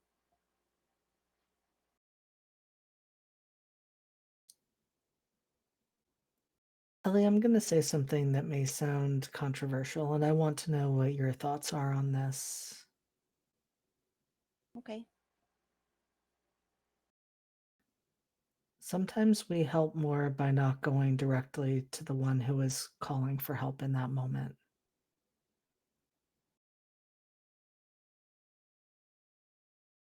But what if it's the only thing that needs help, or the only person that needs help? Isn't that our job? It is, but in a moment like this, hearing someone in a state of panic, in a state of crisis, it makes sense that you want to go towards them. However, that doesn't give you a chance to actually assess what is happening. What if, for instance, it is someone who intends you harm who is calling for help? Then Well, it's not a matter of losing your balance and falling, it's a matter of running straight into a trap. but What I would. if multiple people need help? You can't be multiple places at once. Well, that's assuming I don't have a power that could make me available for multiple places at once. But that's not what you're saying. I get it. I get it. But how am I supposed to know that it's whether a person is actually in trouble or if it's someone trying to actually make me be in trouble without going there first? You have to check out the situation first, right? To make sure that it's that way. Also, assuming I wouldn't be doing this alone and having backup, that's also a factor that we'd have to consider. And you bring up a lot of factors, and that is exactly why I'm taking this moment to talk about this. Because you're right, Ellie. If I am out with Bishop and I have that backup, then I have someone who has an additional set of eyes, has an additional set of powers, and we can communicate, we can assess things thoroughly together, we can be in multiple places at once. But if I am alone and I instinctively go towards that person calling for help, I may not be able to get enough information to know if this is someone who means me harm or this is someone who actually needs immediate help that I can provide. There is a benefit to taking a moment to make sure you have a full understanding of the picture. Because villains who are out there understand how heroes think. Some of them once were heroes themselves. They know ways to pull those threads to guide you in certain directions. And I would not want you to be caught in a situation like that unprepared. That's a good point. So how do I know the difference before I even check out the situation in case I am alone? Well, it's not a matter of not checking out the situation, it's how you then approach it. So, in that moment, running the course, you were so caught off guard by that, you were so focused on that that you lost sight of the bigger picture. The goal is to keep you seeing the bigger picture. So, it's not that you do not go to that person who is calling for help, it's in the way you approach them. If they are on the street, maybe you approach by the rooftops. You take your time. You look for details. You pay attention to body language. You notice your surroundings. Anything that seems off, you keep track of that. And that's going to help you regardless of whether that person is genuinely in need of help or whether that person is simply trying to catch you in their web.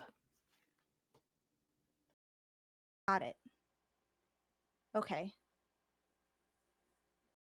Analyze the entire situation and then make a decision. Okay. Think I got it. I think I got it. One of the biggest things, Ellie, is patience. Yeah. A lot of what we do is sitting and waiting. It's going out and keeping an eye on the streets. It's things like that because that's how we know if something is off. It's if something is wrong.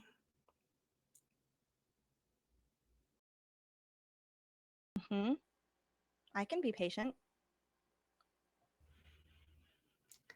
And Rook kind of laughs at that. And I'm going to stress this, a sweet and supportive voice says, all right, prove it.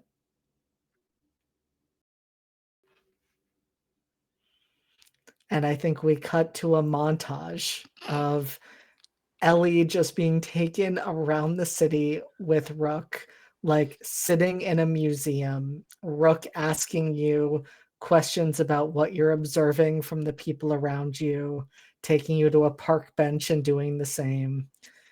Like taking you to the rooftops, sitting on a fire escape with you, just making you sit for sometimes up to an hour at a time, not saying anything, and then sharing with them what you are seeing. It's like, you know, in that one, I keep quoting Marvel movies. I can't stop. It's like Spider-Man on the phone and he's calling Happy like a million times. Like I saw this dude and he was eating a churro and like I did a flip. That's how it is. Yeah. Yeah. It's absolute like she was observing stuff, but was it the important stuff? It's hit or miss.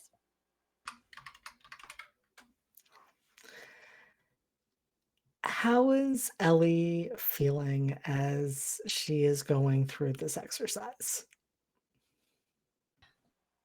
It's a constant reminder that she has to play for herself in her head that this is important and it's actually important and this is one of the set and you have to be taking this seriously because if this is what you really want to do with your life then you have to take it seriously. And the other half or like 75% is like, I am so bored.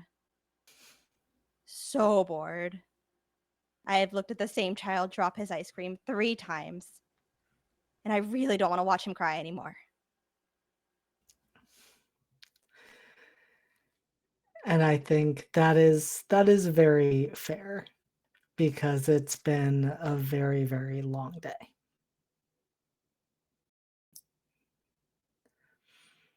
At this point, Ellie, where is your relationship at with Rook from what you recall at that time? It is very much in its above middle ground of not just first meeting and getting to know each other, but they are not dating yet. But it's a very much will they, won't they like vibe whenever they hang out.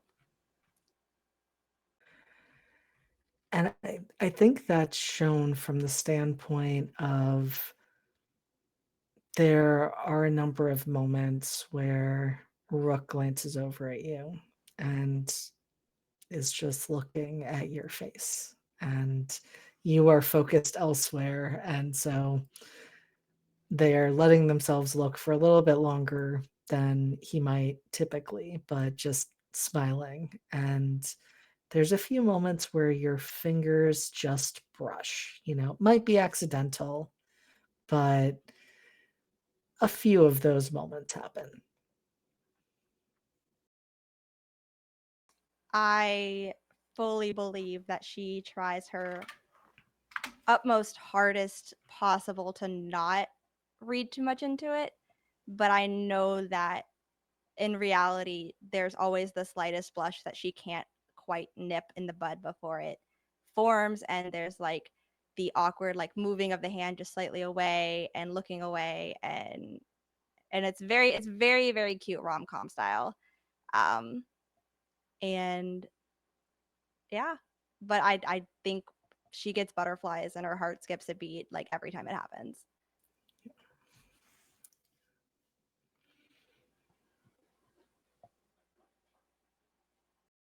And Ellie, you were moving through this day with Rook, and it is now evening. The two of you continue to move through the city, and you see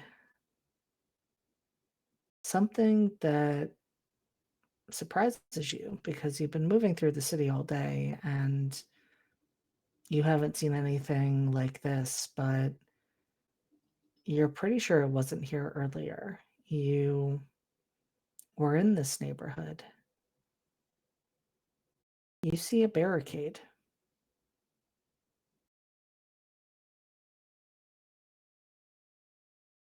Like I was there earlier, or it was not there earlier in the day, and we were in this very okay. Correct. Did something happen? Like I don't remember. This is a pretty big barricade, Rook. Like your scanners would have gone off if something big happened, but what?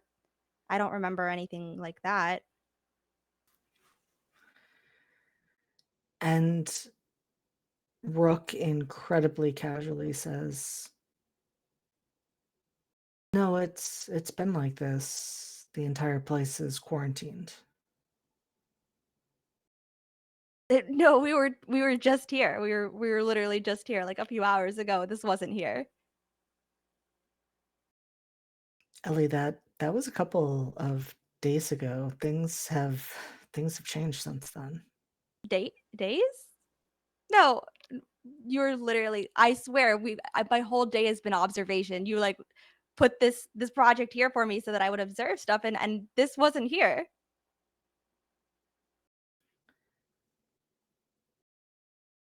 And he stops and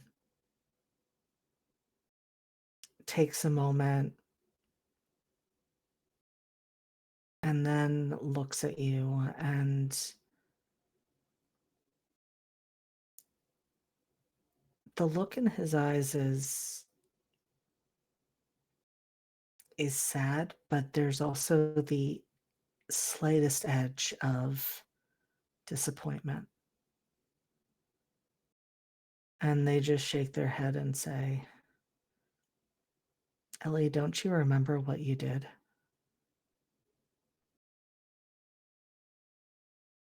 That's not funny, Rook. I'm literally asking you what happened here, and you said it happened a few days ago, but I couldn't have done this. Like, I don't even know what happened. What are you talking about? Is this another lesson? Like, I don't think I understand the point of this right now. A little clarification would be really great because I'm kind of freaking out. I can't. I didn't do this. I would have remembered, first of all, but I didn't do this. That's why I brought you back here, so you would remember. Brought me back here? That's not an answer. What happened here? Ellie, you lost control of your powers. What are you talking about? I've been training with you the last few days. You literally just told me I was doing amazing. How could I have lost control of my power? How could I have done this? I don't remember it. It wasn't like this a few hours ago. You're saying it was days ago and that I did this? That I lost control? I've never lost control of my powers. Not like this. No, you're right. You hadn't lost control of your powers like this before. We don't know what happened, what changed with your powers to make them like this, to make them to make you so volatile. I don't know if this is some kind of idea that you think is a good one to, make me realize that I should be, knocked down a few pegs or whatever about my confidence or how I feel about being a hero and that I'm ready for all of this, but this isn't the way to make sure I know that I'm a danger to others with my ability. I know that, but I've never and would never lose my I would never hurt people like this. I would stop myself before it got to this point. I am in control to the point where I can stop it before it gets this bad. I know that, and I know I'm dangerous. This isn't funny. Rook, this isn't funny. I want you to look me in the eyes right now and tell me this is not real. Like, there's no way I could do this. Do I look like I'm laughing, Ellie? I wouldn't make this up to prove a point. Do I look like I remember, Zane?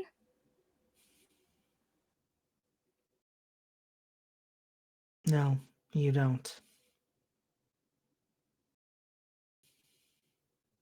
Then how can you tell me that this is real?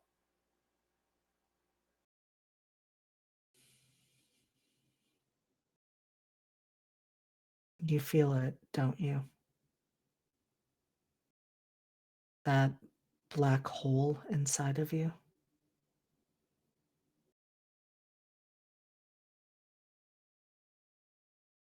That space where there's no longer light?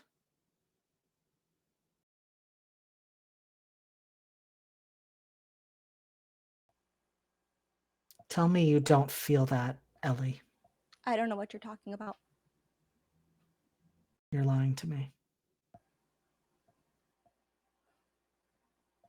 I don't know what you're talking about. I'm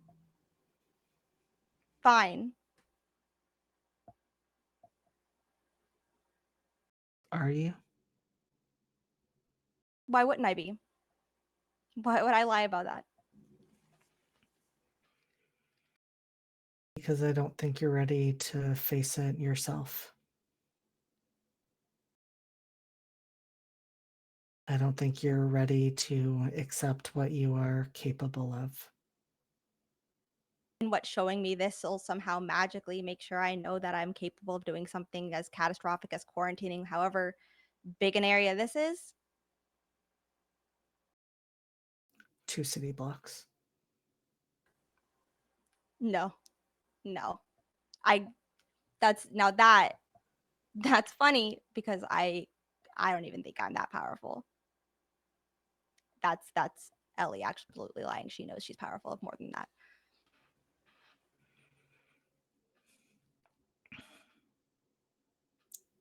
2 city blocks, Ellie. Okay, so like let's assume that I did do this. Hypothetically, why would they allow you to show me this again? Wouldn't I be like in jail or something?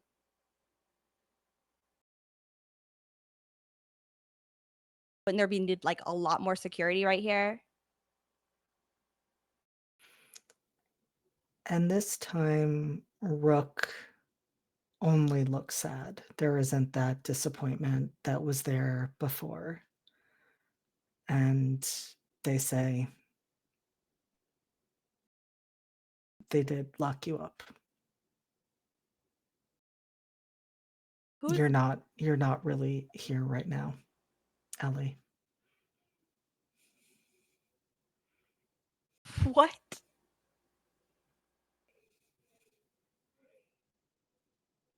You're not really here right now. You're at a facility called Hemlock.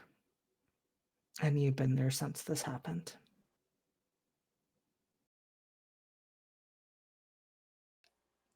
But we spent the whole day together and the last few days of it and I have school and a family and a dog and a cat and friends and all of this was real. I just played laser tag with Milo the other day. You're telling me none of this is real? Are you real? Can I punch him? You can let me know if you want to. I would like to punch him to see if like my hand goes through him. Okay. Do you still want to do this if when you ask, are you real, his face starts to become smoky? No. Because that's an answer to my question. And in fact, you ask, are you real? And that shift begins. The features begin to blur until he's almost faceless. And his voice changes a bit as he says, now you're asking the right questions. Oh, she's gonna fucking panic. And then you know what? Maybe swing. Maybe swing now. Maybe she would swing now because that's terrifying. Or I would have to roll to unleash my powers to do an emotional telekinetic blast. Yeah, okay. Yeah, let's do that. Actually. You want to unleash your powers? Let's go. All right.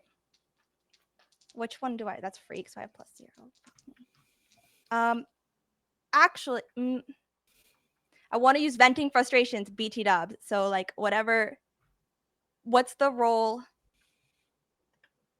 Can I directly engage? Actually, no. Let me punch him. Let me punch him to directly engage, so I can roll with plus the label my mentor denies. I don't remember what that was. Yeah, I admittedly do not either. I think it's.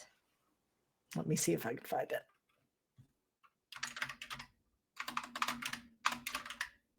I should have that written down. I want to say it's danger. I think it might be. Yeah. Well, I also have a 0 in that, so that's no help to me. Whatever. But I can clear a condition.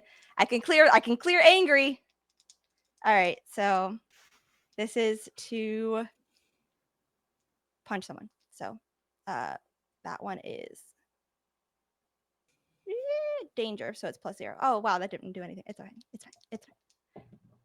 That's a 9. Okay. All right. I'm clear angry. I can't edit my shit. All right. You get to pick one. Resist or avoid their blows, take something from them, create an opportunity for your allies, impress, surprise, or frighten the opposition. I want to frighten them. All right. So you are lashing out just with your straight fists. Okay. So, Ellie, you swing on this figure, and I think there's a moment where you almost expect your hand to just pass through them, but it doesn't. It connects with something, and I'm not going to say it feels exactly like flesh. It doesn't not feel like flesh. Like it doesn't feel like stone, but something about the texture seems off. It's cold, it's cold and malleable, almost like clay. And the way you see that fear present itself is that this figure did not expect you to connect. And you realize in that moment that that darkness inside of you, it's like a string is reaching out and locking this figure in place for a moment, connecting the two of you. And you've had similar feelings before, but you felt in those moments like you were the one being guided. Your actions were maybe not fully your own, or at least that hunger inside of you was not fully your own. In this moment, you feel that the reverse happens, that whatever this connection is, it goes both ways. And it keeps this figure from whatever form they were trying to move into, enough that you punch them and stagger them the slightest bit, though they quickly right themselves. And you can't see their face to see the fear, but you can see in the way they take a few more steps away from you, trying to make it look like it's just simply positioning themselves, but they don't want you close to them. I'm going to clock that and take 2 steps forward. And JD, I have a question for you. Does that count as skin to skin contact? It does. Did I get anything from that?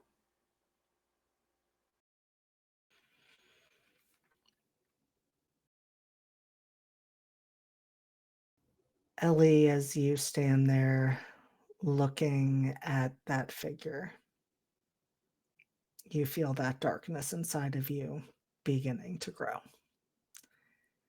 And we're going to talk about what that means between sessions, because we're going to leave Ellie there and we're going to be hopping over to Valen as we round out the team for tonight.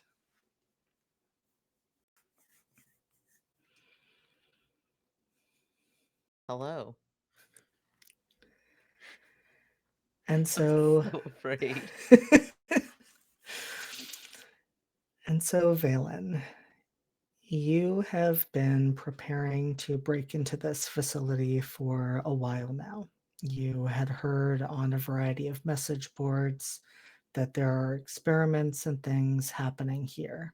It, from the outside, looks pretty quiet and unassuming. There's obviously security and things like that that have to be contended with, but it's the type of building you wouldn't look twice at if you didn't know what it was there for. I know Charlie is going with you. Is it just the two of you, or are there a few others involved in this? There are a few others, but it's mainly for getting in. They're mainly there to help make sure that Valen and Charlie can get into the building. It will only be Valen and Charlie going in, just in case there's something dangerous in there. I'm not putting anybody else's life at risk. I know Charlie has my back. We can read each other super easy. I know that we'll be a team together, so we'll be the only two going inside the building. And so I'm imagining that the others involved have, been helping to do some surveillance, working on maybe also trying to get some of those cameras at least temporarily down or things like that, helping to maybe secure some key cards, that type of thing, to get the two of you in a little more quickly. And so it's at the point where you and Charlie are ready to go inside. And Charlie still seems a little off. She's definitely nervous, her gaze a little furtive, her shoulders tense and tight, but she's there. Are you sure you're ready to do this, Charlie? Yeah, of course. I mean, we'd been planning for so long. If we don't go in tonight, it's gonna fuck everything up, right? I mean, we're gonna lose access to those key cards. They're gonna realize they're gone. Like, we gotta do this. Sure, but you don't have to go. I can handle it myself. No, I've got your back. I've got your back, Valen. Like, not letting you go in there alone. You don't know what's inside. Okay, just I want to make sure your head's on straight. Like you said, we've been working on this for months. I don't want to lose whatever's inside there. Hey, like I said, my head's on straight. I'm better to go in together, and if something happens, I've got your back, rather than you going in alone and then we have to find a way to get you out if shit goes sideways. Yeah, okay, you're right. If shit does go sideways, we'll meet up here. If we have to separate, we have to separate, but we know where we're going. Absolutely. We know the plan. We've been through it enough times. All right, let's do this. And you and Charlie make your way towards one of the side doors so that it's a little less direct. And you step inside, and at first glance, it looks like a normal building, a normal, not office building, but a normal medical building. The floor, is tiled, the walls are white, but it could be any type of clinic. It could even be some offices that do exist that haven't bothered to renovate. Except that you very quickly notice every door along this hallway has a key card.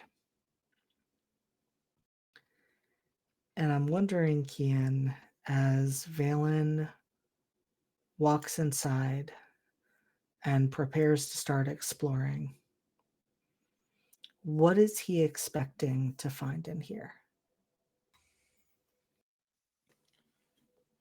Obviously, everything on the forums was theory, speculation, um, experiments, something to do with powers, people showing up here and leaving different.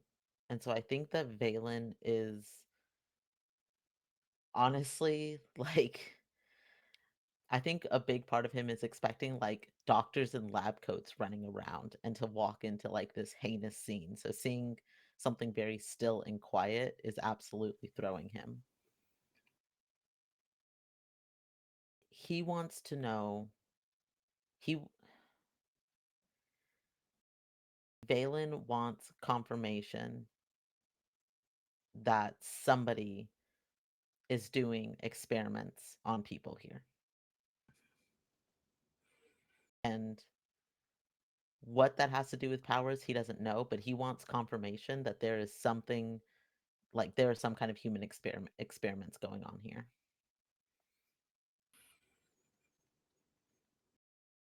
And Valen, as you start to move through, you are able to use the key cards you've snagged to open some of the doors. I'm also imagining there's a couple that do not have key cards, that just are simple locks that Valen knows enough lock picking to get through those. And the thing that strikes you in this first stretch is how normal it looks, how average it looks. And when you open one of the doors with locks, it's a simple janitor's closet. When you open some of the other doors, you find basically storage rooms with filing cabinets and things like that. I am imagining you also look to get into some of those filing cabinets, at least the ones that you can. And it does seem to be a medical facility because you see some patient files as you're going through.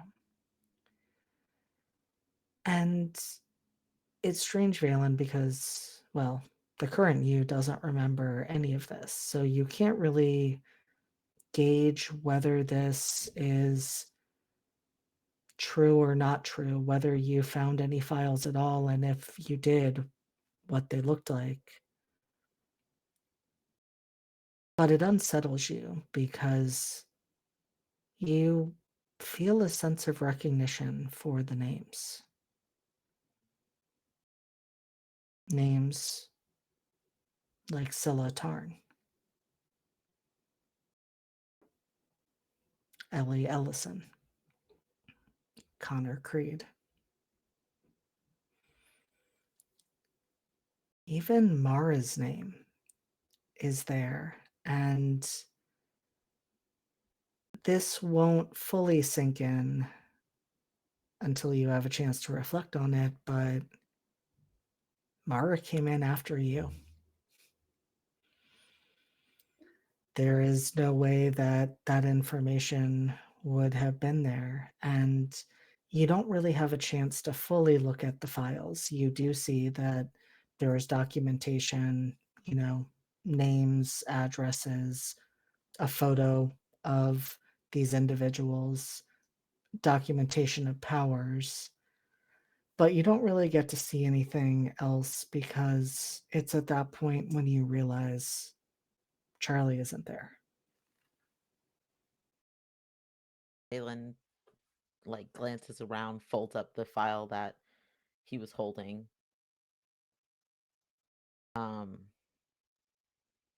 I think takes the file with him, and it's just like, shit, where the fuck is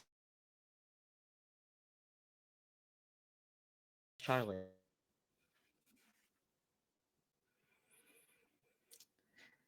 You do not see Charlie anywhere, but you hear a scream.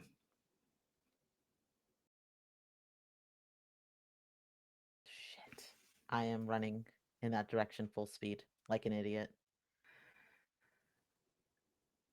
Valen, you run down the hall, and the scream continues, and you at some point realize it doesn't sound like Charlie. Like, this is distinctly a male voice that you're hearing scream. And you don't know quite how you get here. I think you're in such kind of a state of panic hearing this that you're just kind of swiping the badge on doors, moving through them as quickly as possible. And you get into what almost looks like one of those observation decks in a surgery suite, where you are standing up above, looking down below. And it takes you a moment to realize what you are seeing there. And I will not describe it graphically. I will let all of you use your imaginations, but it doesn't take you long to realize this is someone with fast healing abilities, and they are testing out how much that can last. What do you do?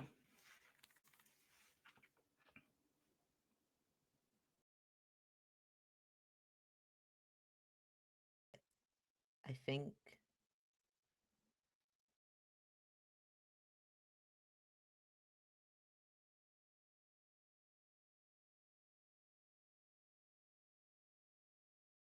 Valen, that they were right, but I don't think that they were ready to get it.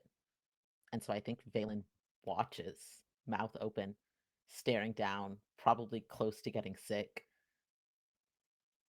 And I think one of those piercing screams jars him out of it, reminds him, I need to find Charlie. That's what I'm here to do. But I don't think that he can get his feet to move. I think he is just stuck staring at this person.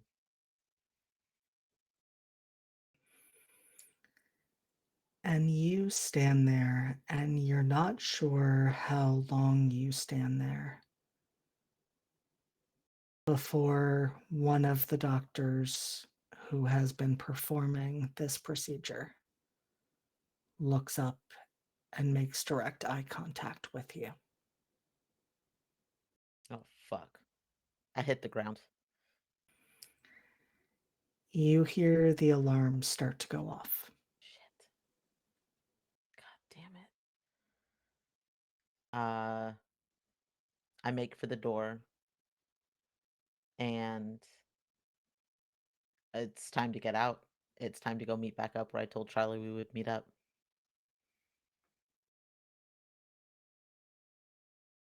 Valen, even with the alarms blaring,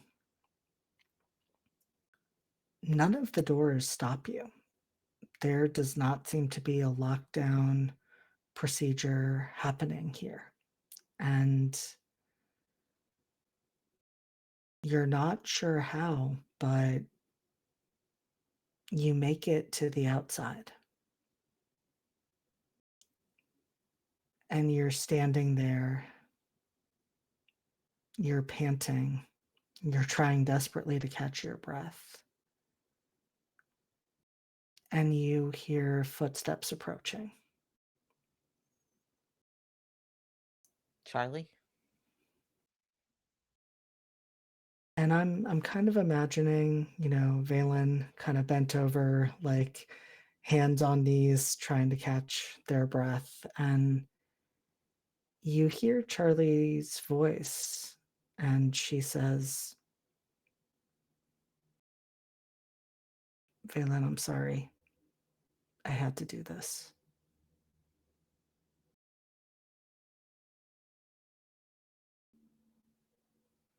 What are you talking about? What do you mean? What did you do?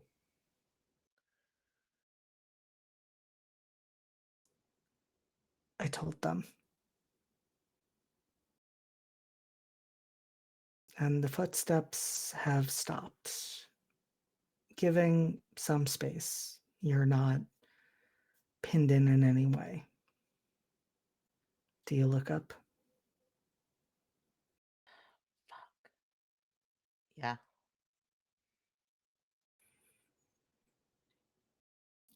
The king is standing there.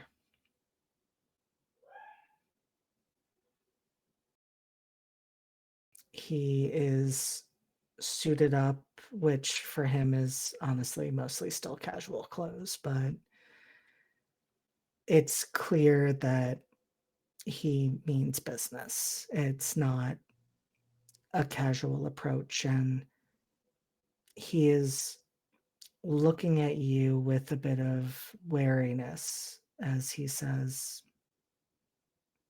"We need to talk."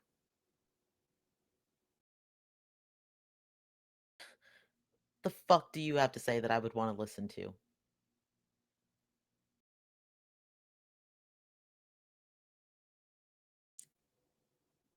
It's not about what I have to say, it's about what's safe for you. Safe for me? Safe is getting out of here, getting away from people like you.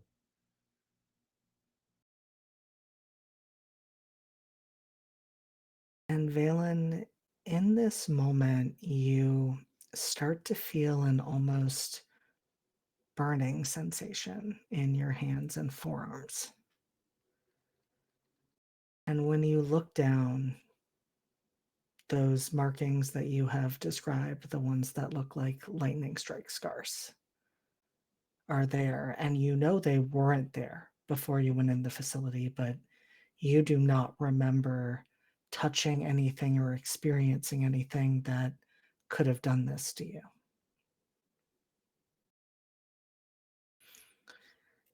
Your hands are starting to spark. What's happening? What did you do to me? And the king kind of holds up his hands in a conciliatory gesture and says, I didn't do anything. I'm not sure what happened to you in there, but we need to figure out what did. We don't need to do anything. I need I need to get out of here. I need to go. That's not something I can let you do. It's not fucking up to you, is it?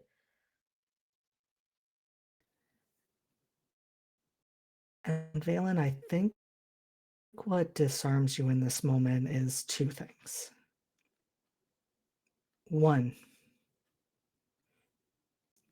you have this unnerving recollection all of a sudden of the face of the person who was on that table. You're pretty sure it's the same face that's looking at you right now.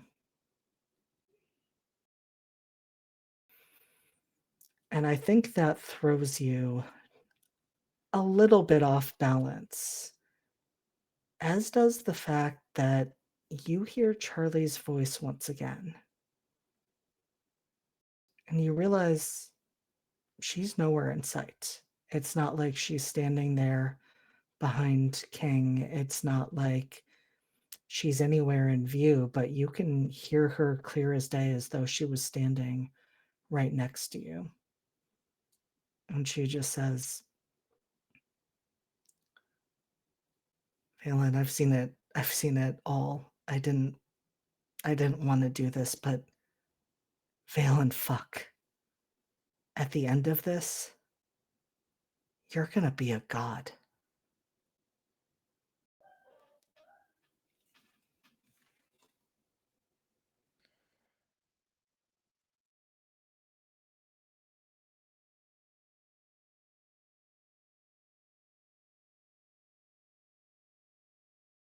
Valen looks around for Charlie, is terrified and confused. And JD, you and I have discussed that the more emotional Valen gets, the harder it is to control his powers. And if it's okay with you, I would like to roll to unleash my powers to see what happens. Absolutely. Okay. Oh my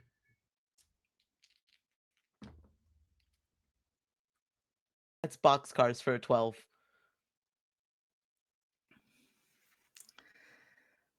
And so I think the first thing I am going to ask, I have some thoughts and some flavor I might throw in, but what does Valen do to unleash these powers?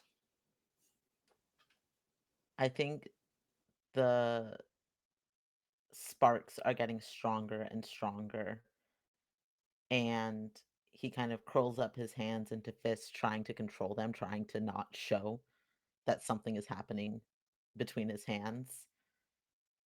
And I think that there is a desperation to get away. And so he kind of shoves his hands out in front of him toward King. And he all that he's thinking of is getting space. He's not trying to do any damage. He just needs space from King right now. And Valen, you see that electricity arc out of your hands, and your immediate thought is this is going to be electrocution. This is going to have that type of effect as I do this. And I think it doubly throws you off with that because that isn't what happens. And what does happen is exactly what you wanted. You see and feel that connection with King. And this is someone who has super strength, invulnerability, flight, all of these powers and abilities that have led him to be the leader of the set. And you almost physically see like his muscles are atrophying. That strength is withering out of him, and he drops down on one knee and looks up at you, and there is fear in his eyes.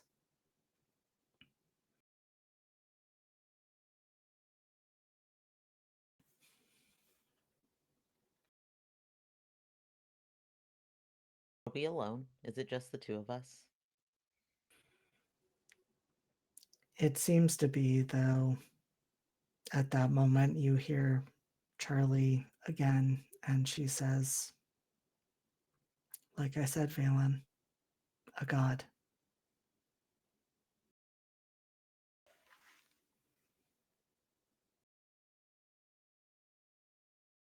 I try to make a run for it. Valen, you are running. You are not stopped by anyone. No other members of the set jump in your way. There's this unsettling thought in the back of your mind that is just, that's not how it happened. That's not how it happened. This isn't right. And you shove that away because you're just trying to keep moving. And you turn several corners, move through alleys, jump over fences, and you feel almost energized. Like all of this feels like it's coming more easily to you. Almost like you got a taste of King's power when you connected with him in that way. Not the actual powers. This is not what Ellie and Rook have, but almost like it's given you a boost where you have that much more stamina, that much more strength, and you keep moving. I have to ask, where are you headed?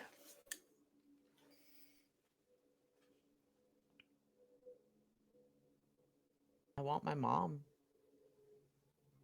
I'm going home. I want my mom.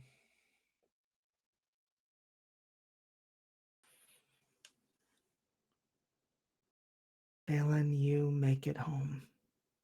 You open the front door.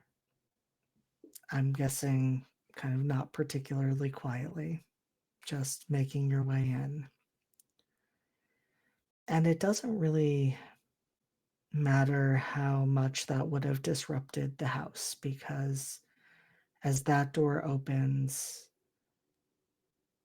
and you kind of stumble your way inside, you realize now that you are back in a darkened hallway with tile floor. And you look up, and there are these burning red eyes in a face of shadow looking right down at you. And that's is where we are going to No. end tonight's No. session. No. Okay, okay, JD, okay, yeah, but 10 more minutes. Like, 10 more minutes. Nope, 10 more nope, minutes not for this what? time. Please, Not what? this time. It all has a little bow on it. JD, please. I'm with We- JD here. I'm with JD this time. We are going to move into outros. I am holding these boundaries firm for once, because I cannot allow you to punch this creature quite yet. Okay, but Straight it's off wor- my We need to okay. wait for Connor. We need to wait for We Connor. do need to wait for Connor. But We do Connor's gonna need- be logical about this, and he's not gonna let us punch stuff. JD, He consider might. my tummy hurts. I would like to My tummy hurt. Tummy hurts. I'm stressed. Please. I will give you a ginger ale key, and I will send you a ginger ale from here. Oh my god. I will also Okay, not that's call fair. on you I'm sorry. first. I'm sorry. too. I will give you a chance to decompress. But yes, that brings us to a close of an emotional roller coaster of an episode of They Call Us Villains. And so I'm going to have my lovely cast go around, remind you of the awesome things that they are doing, where you can find them between now and next time. And we'll start with Harp. Hey JD, before I do that, one of the way to clear angry, I don't know if you've checked this. Well, a way to clear angry is to hurt someone. I'll give that to you. Yeah, yeah. I need it. That hurt everyone. Damn. Okay. Hi, I'm Harper.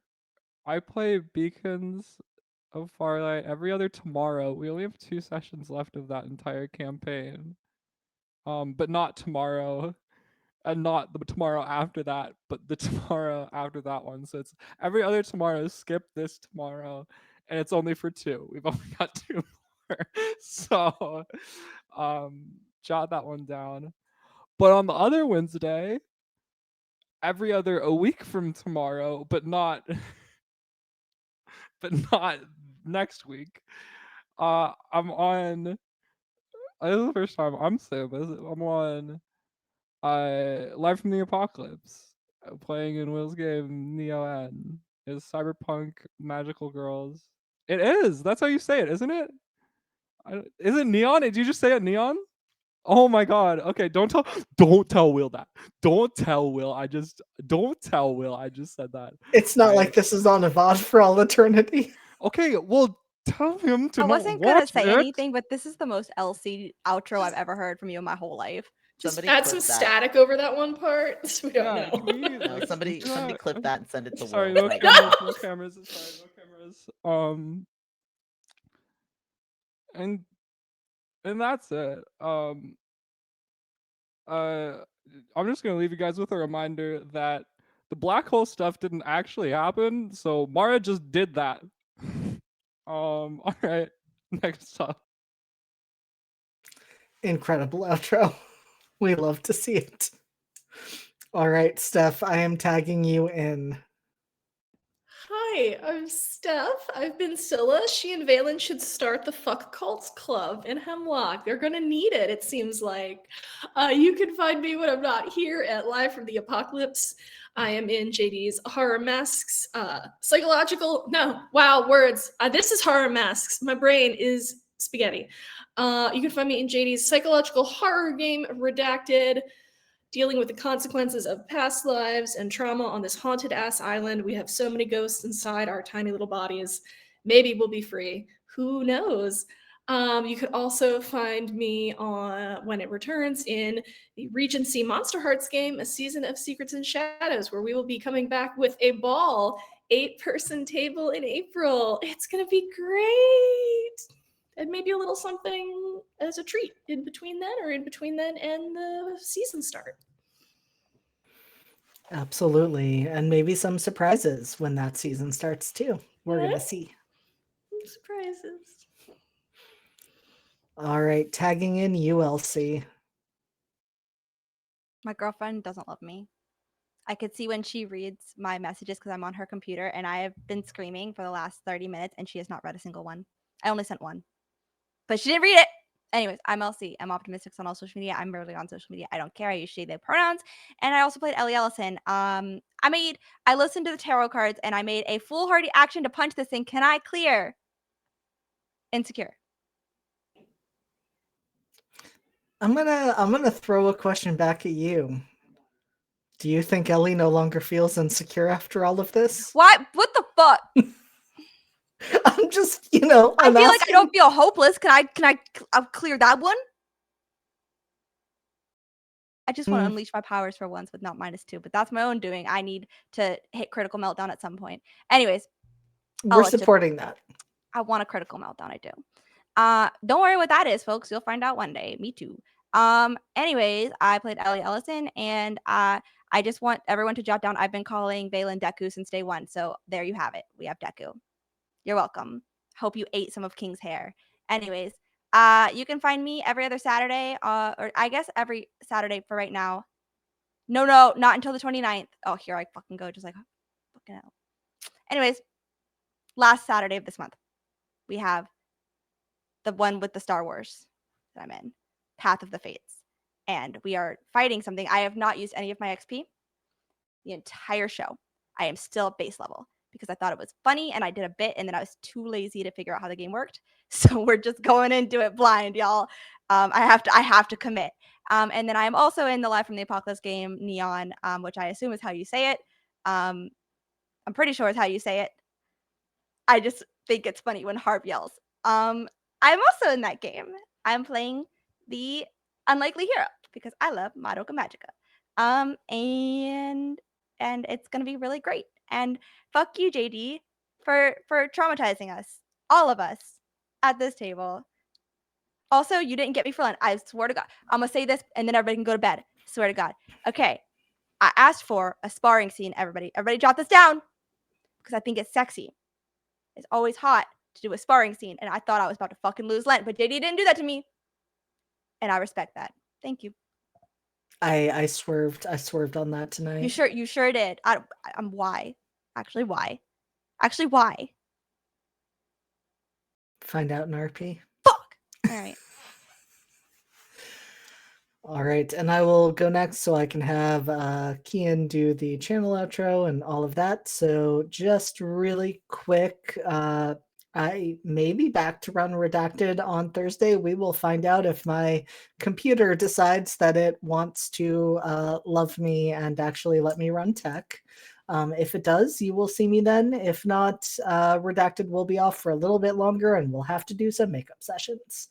I'll be over with Live from the Apocalypse, who's been mentioned a few times today, for our second and last episode of Grims, our Grimoire Punk game, which we are running as a Saturday morning cartoon, where I play a little goth hacker who is trying to help steal magic from the wizards because they're hoarding magic, and they suck, and we hate them.